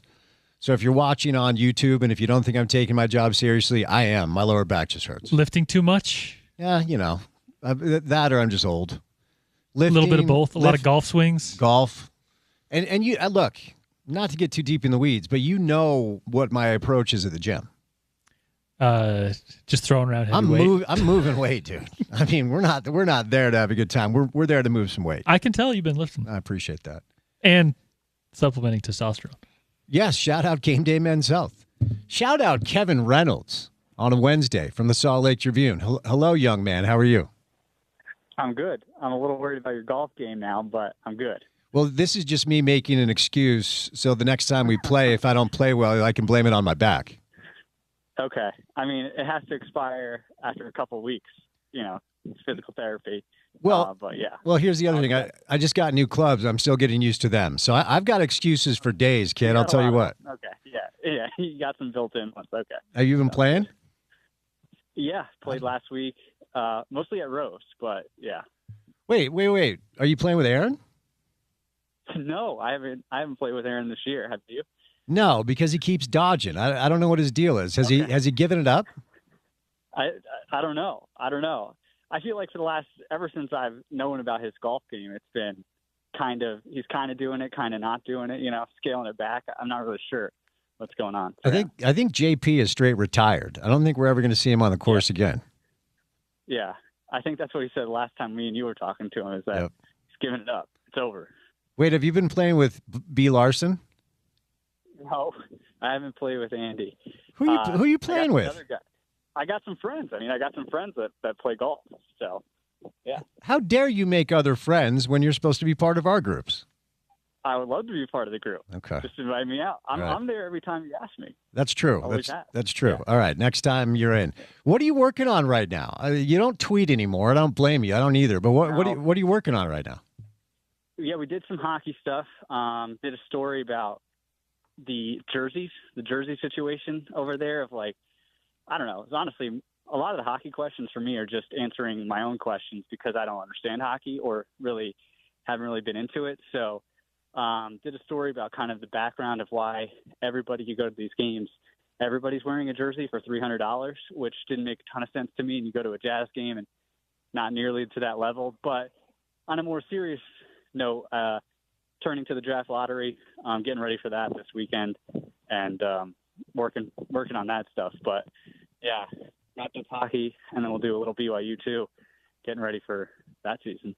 Tell me what your thoughts are on this. We haven't had serious sports played in the spring here for a while because the Jazz have not been in the mix. So I was down there for one game. I went to game 3, and I feel like this Mammoth wave has really been, I don't know, maybe magnified just because of the spring failures of the Utah Jazz. What have you made of this little run that the Mammoth made?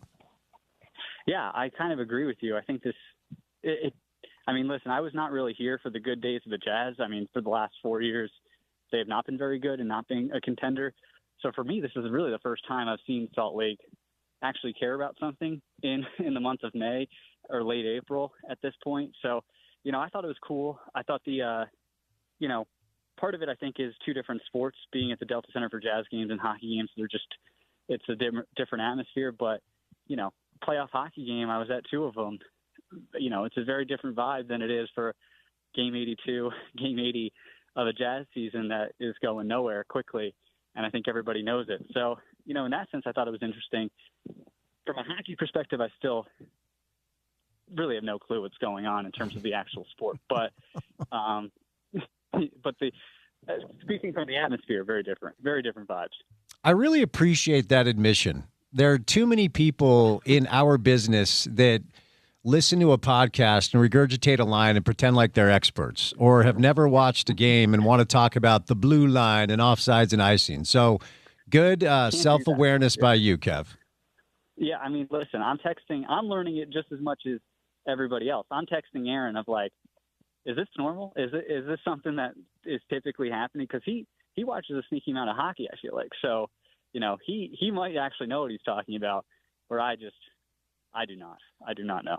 Okay, I've got your stuff up here. So there were some fans that were in attendance, but so I thought the building was kind of restructured for hockey. There are still some seats that are blocked, that are hindered, huh? Yeah, 4,000 seats all up in the upper bowl. Wow. Yeah, there used to be 5,000 last year, but since I guess they fixed the lower bowl, so now everybody can see everything in the lower bowl. There's no obstructed views down there. But for one of the games, I went up to just basically the nosebleeds up at the very top of this arena, and kind of just watched some of the second period up there, where the Mammoths in that game 4, I think, like had a comeback during that time, and they had 2 goals, but both of them were on the side that, at least the side I was on, that no one could see the goals. They were just like looking up at the video board. So basically the entire comeback of that evening played out on a television screen instead of actually seeing it in person. And so I went up there talking to some fans about, like, yes, the tickets are discounted, but it's still hundreds of dollars to get into the building. So why did they want to be there, for knowing that they really couldn't see very much? And to me, like, it's interesting because I didn't know this, and I didn't really truly understand it till going up there. Is like, there are fans who have been hockey fans for a long time who have lived in Utah and have kind of just been going to minor league games, whether that's in West Valley or they're in Ogden as well, and they wanted a team. They wanted to experience it for a long time. So for them just to have that kind of feeling of being in a building for a playoff game, it was worth it to them. So that was interesting to me. I don't think I really thought there was this huge group of thousands of fans who were just waiting and waiting for an NHL team to show up in their own city. But it did kind of have that feeling of they were just excited to have something. Or maybe they were excited to have some competitive thing in Utah Jazz or Mammoth in the spring too. Well, I will agree with you. I feel like I had a decent gauge on the fact that there were hockey fans here, and maybe I'm just dealing with my own little echo chamber. Just a lot of friends, a lot who still play like beer league hockey. They're like in their 40s, but they get together and skate and they play. So ultimately, I do think they did a pretty cool thing, because you wrote about the Mammoth jersey. And it does feel like if you are there and you're not wearing a jersey or a sweater, or you're completely out of place. Like, I went down there and I tried to wear the Mammoth colors, but I just had like a sweatshirt on. And I thought it was a pretty cool thing that they allowed the Golden Knight fans to come down to the Delta Center and exchange their Golden Knight jerseys for new Utah Mammoth jerseys. But unpack this piece for us. Tell us some of the more interesting things that stood out to you. Here's the interesting. And coming from a guy who didn't understand anything of what's going on, it was like I was reading a couple of things from, actual professors who've written books about this and studied this and have really know what they're talking about. And somebody wrote kind of like the history of the globalization of hockey and the popularity of the sport. And he basically wrote this, in the 1980s, like 1988, and to the 90s, there was the LA Kings, when they were signing Wayne Gretzky, they essentially brought in a marketing team and said, hey, listen, like, we're going to revamp the color scheme. We're going to revamp the logos to make this an attractive logo for people who don't care at all about hockey, that they would just wear it. And they did that. And then all of a sudden, it became a thing where celebrities were wearing the jersey around LA who had, really no ties to the Kings. And then everybody else kind of started doing it. Like the Sharks moved to teal, or I'm not sure what their logo was before, but, revamped it. And then it's become a thing throughout the NHL. And I think you've seen that a little bit with the name of the Mammoth and the logo of the Mammoth over the last 2 years, that I feel like has been an ongoing saga of, like, what is this team going to be called? And I think that is a part of it too, of, like, it's not just like what the team is going to be called, but will this jersey itself attract people to wear this thing, even if they do not care at all about the Mammoth or don't know about the Mammoth, and then maybe go from there. Because I don't know, I think you definitely see jerseys at NFL games and college football games, but it definitely has a different feel at a hockey game, where it's like you can almost pick out the people who aren't wearing it more than you can people who are wearing it, I feel like. So I'm reviewing the story. Only Kevin Reynolds will have a story that includes Prince William, LL Cool J, Queen Latifah. Yes. What's the Prince William angle here? In there. Yeah, the Prince William thing is that he showed up when I guess he was on a ski trip. Not sure where, maybe in the United States, maybe elsewhere. Showed up wearing Sharks gear, like he was wearing the logo of the Sharks, and he had hats on with the Sharks. And so, I don't think anyone really saw that coming. A guy who has really no connection to San Jose or the hockey team there. But kind of just going to the point of, like, it just became popular. Like, it became a thing that people were wearing, even if they had no connection to this sport whatsoever or care about the individual team that they're wearing the logo of. So let's do a little lottery, Kev, with the remaining minutes we have here. We've been talking a lot about, of course, the lottery coming up, where we're going to figure out where the Jazz will draft. Sunday, 1 o'clock, Mother's Day, kids. Take care of mom first, then sit down on the couch, and now we're going to find out where the Jazz are going to draft. You covered BYU a lot this year, so if the Jazz get one, you feel like Dibonsa is the pick, and if so, what sort of player do you think he's going to be? Yeah, I absolutely think I think he's going to go number one, and I think he'll be a really good NBA player. I think the concern around him to some degree is the three-point shooting. I think defensively he could be a little bit better. Kevin Young talked so often throughout the process of recruiting him and then actually getting him that he felt like, for a 6'9" guy, the ceiling in terms of defensively could be, he said, Paul George. And obviously that's a really high bar, but when you look at it, it's like, yeah, he obviously could be a very impactful defender. Was he all the time at BYU? Maybe not, but I think we saw it in spurts. I think you saw it individually in a couple of games where, Kevin Young put him on an opposing team's best player and kind of held him. I think Momcilovic, the Iowa State shooter, who one of the best, if not the best shooter in college basketball. I think that was a huge reason why BYU won that game, is because AJ basically held him, I think, 1 of 5 that night. Really didn't get him. He didn't allow him to shoot very much. BYU ends up getting away with that win. And I think that was post Richie Saunders out too. Maybe I'm wrong on that, but definitely towards the end of the season. So we've seen it in spurts, but overall, I think it's hard to really find too many knocks with how he played last year. He's led the nation in scoring, All-American. After Richie Saunders went down, I thought he was even more assertive offensively with those, 30-plus point games, 35 points. Even in the loss to Texas, I thought he was very good offensively for a lot of that night. So he could be a good player, but I also think it's probably dependent on, to some degree, where he ends up and in terms of what it actually looks like his rookie year and beyond. But yeah, if I was the Jazz, I think AJ would be absolutely the pick, and you can see how he would fit in. And think about how long defensively Utah would be if you go. In theory, Keontae George is out there, but you also could have a lineup of Ace Bailey, AJ, Jaren Jackson Jr., Walker Kessler, and Lauri Markkanen, and that would be definitely a size advantage that the Jazz seem to be leaning into already with the Jaren Jackson trade. Do you feel like the Jazz were waiting for Andy to get off the beat to be serious about competing? I hope so. Yeah, I hope so. I agree.